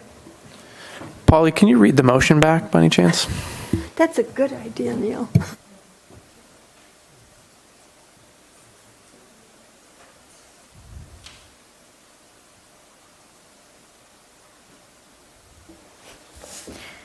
The Harbor Advisory Board recommends City Council accept RRM Design. Is it accept? What's the second word there? RRM Design Master Mini Plan Option A, the triangle lot with the boatyard, dry storage, Maritime Museum, and enhanced packaged parking. Can't read my own writing. So there's just the word, what's the word after City Council? That it consider. Consider RRM Designs Master Mini Plan Option A, triangle lot.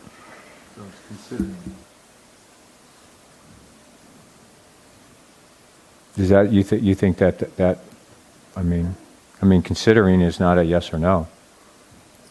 Gives them a lot of options.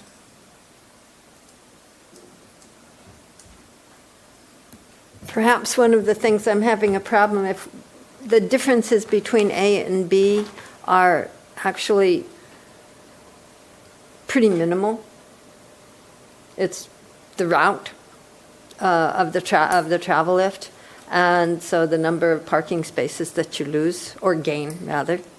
15. Right. But those are very incidental things. I think what we want to ask them is to consider this plan and comment on it. I think they'll comment on it, Okay.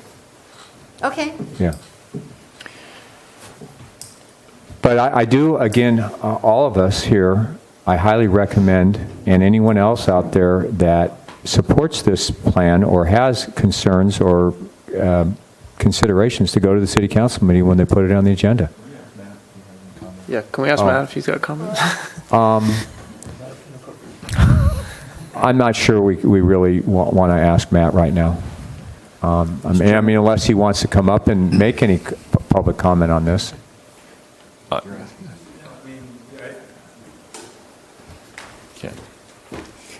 I mean, you've heard what our motion is, and so I guess, do you feel that we have done what you've asked us to do? I guess that's really the question. For me, and I can't speak for all of council, but okay. Looking at it, when we look back, we talked about a market analysis and feasibility study, and we do this preliminary, will it fit? I do believe as an advisory council, you've accomplished everything that's been set before you. Okay. I mean, and your recommendation, your vote, and then it's going to come to council, and then I think you're absolutely right to say if anybody has any adjoining concerns or dissenting or agreeing with, then now's the time. And this is a big thing. It's been going on for a few decades. And so we just have to see this process through. I don't think, as you're saying, there's no magic panacea that's going to just cure it all. We have to go through the process. So all the concerns you're bringing up, I think they're very valid. And we just have to see the process through. Because, like as Dana was pointing out, the funding issue is, we have to get through all these first steps before we go to that next one. So I'm, as council sitting here watching, I'm completely fine with hearing what you're saying as it would come to council. Okay. And if I can add, and maybe this will help Lynn, or maybe it'll make it worse, I don't know, but I'm going to throw it out there anyhow. We're not asking council, do you like this plan? Do you like this layout? Do you like the plaza, the back-end parking? We're not going, this is just, does it fit? And how much of the things do we want in here, how much do they all fit? Okay. As this thing moves on, if it moves on and continues on in the future, there's going to be a lot of other design work and a lot of other layout options and things happening where property boundaries are going to be figured out to the exactness. I mean, this is relatively close to scale, but it's not exact, where other parking may open somewhere else or other parking may disappear depending on where things are and where easements are and things underground. Who knows? There's lots to happen here. So this is just, does it fit in a conceptual form, and does enough boatyard, does enough maritime museum, does enough parking fit that we all want? And is this an adequate amount of each? And is it worth continuing on moving forward? It's not pinning council into the corner of, do you like plan A versus plan B? They may like plan B better and like that option better, and where it takes a different route to get more parking. I don't know. But it just, from an exercise standpoint, does it fit? And I think we've determined, yeah, it fits. Is it enough of what you want? Well, that's for the council to determine if there's enough of what they want in there to fit. Did that help? Did that make it worse? That's fine. Mr. Chairman? Yes, Ron. Lynn, the reason I preferred concept option A to concept option B is I do think that there's a significant difference between the two of them, and it lies in the 90-degree turn that the loaded travel lift would have to make right in front of GAFCO. I totally agree. I think that route would be terrible. Okay. Absolutely. I would not want to be driving a travel lift through that turn and then having to go up and make another one. It's awful. Okay. Alan, did you have something? No? As a matter of fact, I did. In fact, you did. Well, and I don't know if this is appropriate or not. I tell Ron I'm just a fisherman. But I noticed we had a dissenting vote, and I was curious if we could find out what Gene's reservations are. I like a lot of the ideas in. I like the plaza. I think that's a great idea, and I know that some of the motel owners down there and the fishermen, French Bakery may have some problems with that, but I think that's a great idea. It gets pedestrian away from vehicular, and I think that's a really good idea. I just think the rest of it is you're just trying to cram too much in too small of a space. And I see a lot of cross-traffic problems, both on water and on shore. Okay.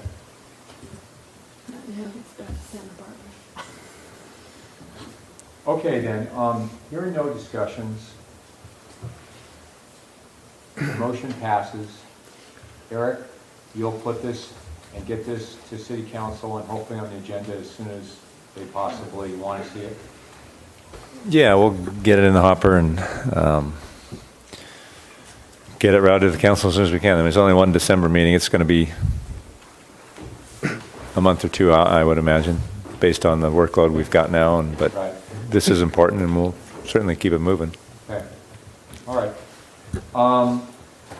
So, Alan?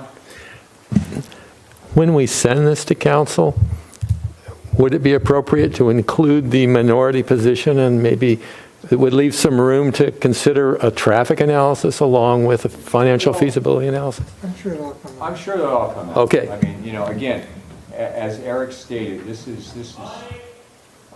As Eric stated, we just need to get this in front of the City Council, and I think there was going to be a lot more discussion, Alan. Great, Okay. great.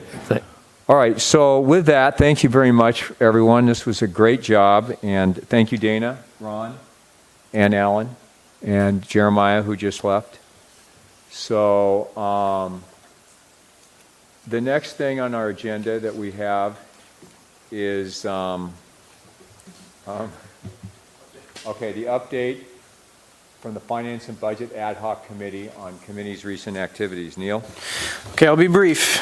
But this is very important stuff, so please pay attention.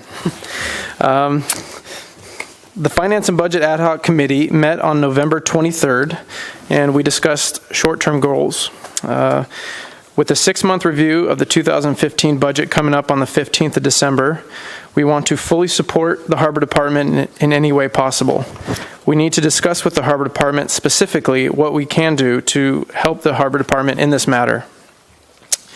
We would like to put those action items on a calendar. The Ad Hoc Committee is currently developing its 2016 calendar, and we would like to support the Harbor Department in its future budgetary planning for 2016 and 2017. We would like to see the Harbor Department's budgetary calendar for this period, so the Ad Hoc Committee is prepared and able to assist the Harbor Department during the budget process in any way that they think we would be useful. As the ad hoc committee has previously discussed with the board, we are very interested in how the city's current cost allocation plan applies to the harbor department. The city recommended waiting until the management partner study was implemented before reviewing the cost allocation plan. However, because of the unknown timing of this implementation, we feel that we will need to address this issue in January, where we hope to give an update to the committee. Or to the Harbor Advisory Board. I apologize, not the committee.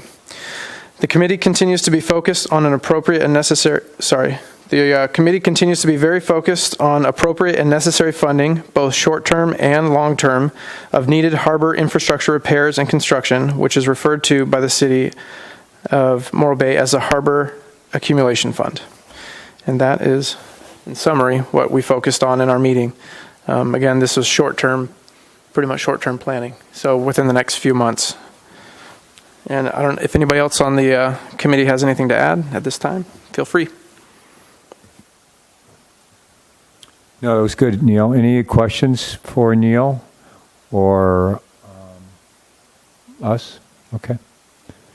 So, Eric, you're going to probably be able to, as we talked earlier this morning, get us some preliminary budgetary data sometime in December?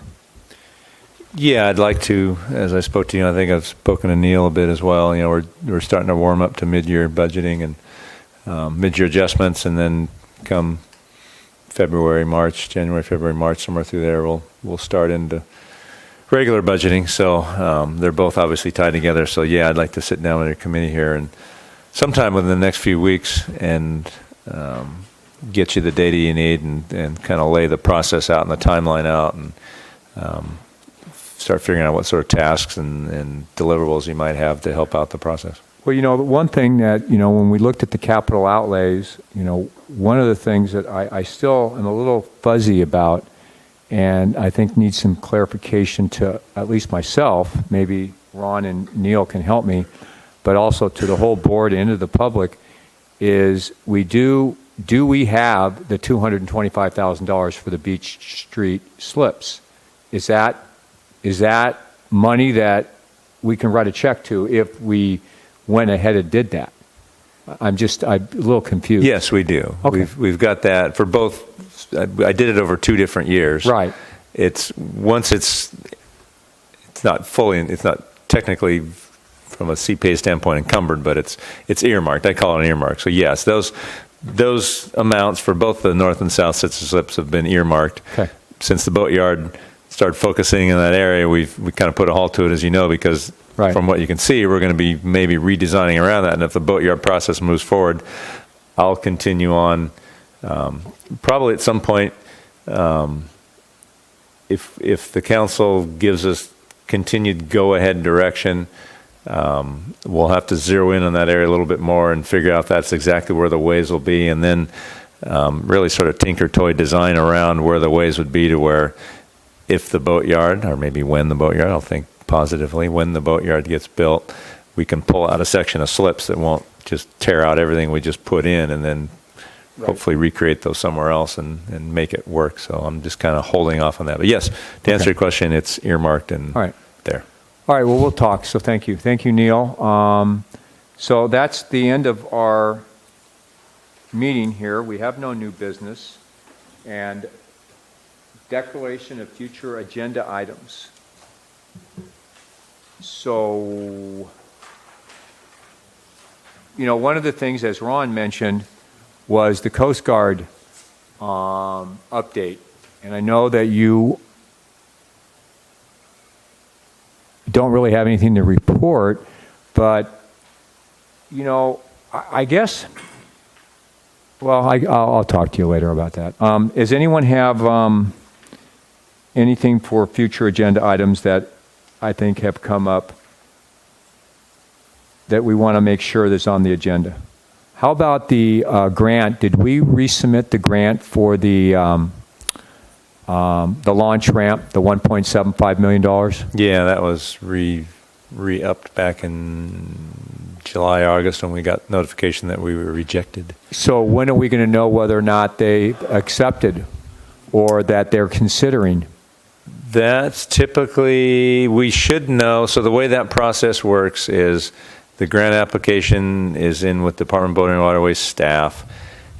If the Department of Boating and Waterways director and staff have to elect to move it forward, at which point it gets into their budget that eventually goes to their director and then goes to the governor. And then, assuming the governor approves the budget with that earmark in there, then the commission has to approve the project, and then the funding's there and it all comes together. We will know probably in March, April, assuming the governor's budget is on time, which the last couple of years they've been on time. They've been okay with it and getting it done by June or July 1st. So we'll probably know much kind of in line with our city's budgeting process in mid to late spring by checking with their staff to see if their staff has inserted it in as a request into the governor's budget. If it doesn't get past staff into the governor's budget, it's not going to be there. So do we have any correspondence at all with? Yeah, we have been. Okay. And I can talk to you offline about some Okay. All right. other ways that we may be able to enhance that. Okay. All right. Do we have anything, or do we just want to see what comes up in January? Now, this Marine Sanctuary meeting that's going to be on January 6th is the day before our harbor meeting. So I guess that's just what it is. Okay. So, well, I don't hear anything that's... Oh, I'm sorry. Neil? I don't know if this necessarily needs to be a future agenda item, or I'm not sure, pardon me, if this isn't the proper way to do this, but I was just wanted to maybe go on record and request that any updates on the Promenade project be maybe included in your staff report, if they weren't. Yeah, I could put it in status report. There's nothing, I don't know the exact timeline that RRM is on for any deliverables on that. I suspect they're a little further. I mean, if there's As it something comes there. up. It doesn't have to be. I will add status of State Park Marina and city's involvement. We did, and I probably should have put this in status report, so maybe take some license here and move back to status report. We did receive a letter from State Parks. The city requested that the city of Morro Bay take on the RFP and concession for the Bayside Cafe, Bayside for the cafe RFP process. Right.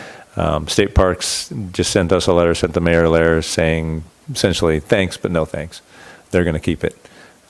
So we're looking at taking that to City Council in closed session next week to see where they want to go with it. So I may have something to come out of closed session to route back to the Harbor Advisory Board, depending on what direction the City Council wants to go with it. When that's a future agenda item we have on there now. That's a shame. I mean, to break those two things up. Yeah. So where does that leave us then? We still have the operating agreement for the marina then, till what, 2000 and what? 2020 or 2022. 2022. Okay. And in order for us to do something, we want to. Are we still talking on a longer-term lease for that, or not? We don't know yet. Don't know yet, and I don't want to get too far off in the weeds talking about it because we're not agendized. Okay. But All right. Okay. yeah, well, after next week we may have something more to report or something to bring to the Harbor Advisory Board. Ron? Mr. Chairman, would you mind if we just rattle down through these 7 or 8 items and determine whether they should stay on the list or not? Okay. Yeah. Okay? So the Just go to the minutes. declaration of future agenda items is the Friends of the Harbor Department activities. I don't necessarily think it needs to be on the future agenda items. I think that should be something that we can discuss as things, as announcements. So I don't think that. I think that's a remnant from probably before the Friends Right, were physically before formed and we we were up and declared. running. It was, hey, how you doing with the process? How you doing with the process? Okay, the conditions of the restrooms on the Embarcadero, I definitely think we need to keep that. I've actually had some discussion, actually from the discussion that you and me had, and I have actually taken some lead in maybe seeing if we can get something done on this. So I want to leave that on there. The review of the commercial fishing vessel rates on city docks. Are we just about, until the next master lease review, city's next master lease review comes around, are we pretty well worked our way through that? Yeah, I think we're done with that until we master fee schedule, which this year's master fee is going to go prior to the budget, as it should be. So come springtime, we'll be looking at master fee as well. So that'll, Yeah. a little premature. Right, okay. Status of the state park marina and city's involvement, you just discussed that with us. So we'll leave that on right now. The Coast Guard building location plans, I'm very, very, very interested in what's going on with that. And I can contact the Coast Guard folks Yeah. between now and then and see if Okay, we have something. they have something that they can.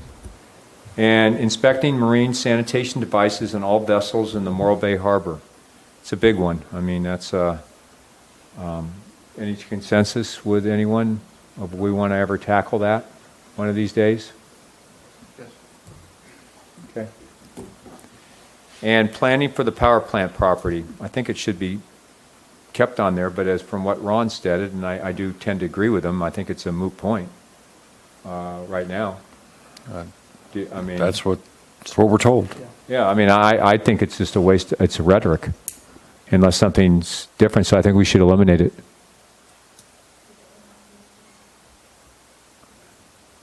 So, is there anything that we want to put in here that is more pertinent, that should be discussed?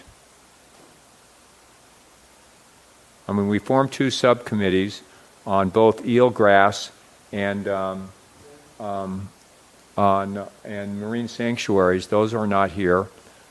So do we want to even consider that for future agenda items? Yeah, do we want to add on the eelgrass ad hoc as a reoccurring? Yes, Yes. I understood Oh, that yeah. Bill Yeah, already said we're- that was going to that's be gonna And that's happen. just, I can just take by, board consensus on the eelgrass and the sanctuary. Okay. Yeah. Just like we did with the boatyard and the other ones, we'll just have them standing committees. And if I've got something big to report and something to write up, we'll write up. If not, it'll be a simple one-liner and oral report we'll be giving. Right. Yeah, that's fine. So anything else? So nothing right now? Lynn? I have a comment. Yeah. We have this item about inspecting marine sanitation devices. We also, it's kind of in the same area, talked at one time that defining or somehow clarifying in the Muni Code who is a surveyor who can do surveys for this and substitute for the harbor department. That has been discussed and brought up by some city citizens. And I wonder if we should proceed with doing some kind of a definition there or a clarification. I thought we did that, Yeah, to we be did honest with you. grapple with that a while We ago. go back. I believe we did. I mean, on the surveyor part. I believe we did. I mean, we can go clarify, we can bring that We to can your go back and attention. look. My Yeah. recollection was we grappled with it. And what I think came to the conclusion was leave it as is and leave it up to the harbor department to That's right. determine who's acceptable and who's not. Okay. Okay. Sound right? Yeah, I thought we did it. Okay, no, hearing nothing else, do I hear a motion to adjourn? Do I hear a second? Okay, that was, the motion was put forth by Dina, second by Neil. Any discussion? Hearing none, all in favor? Aye. Thank you.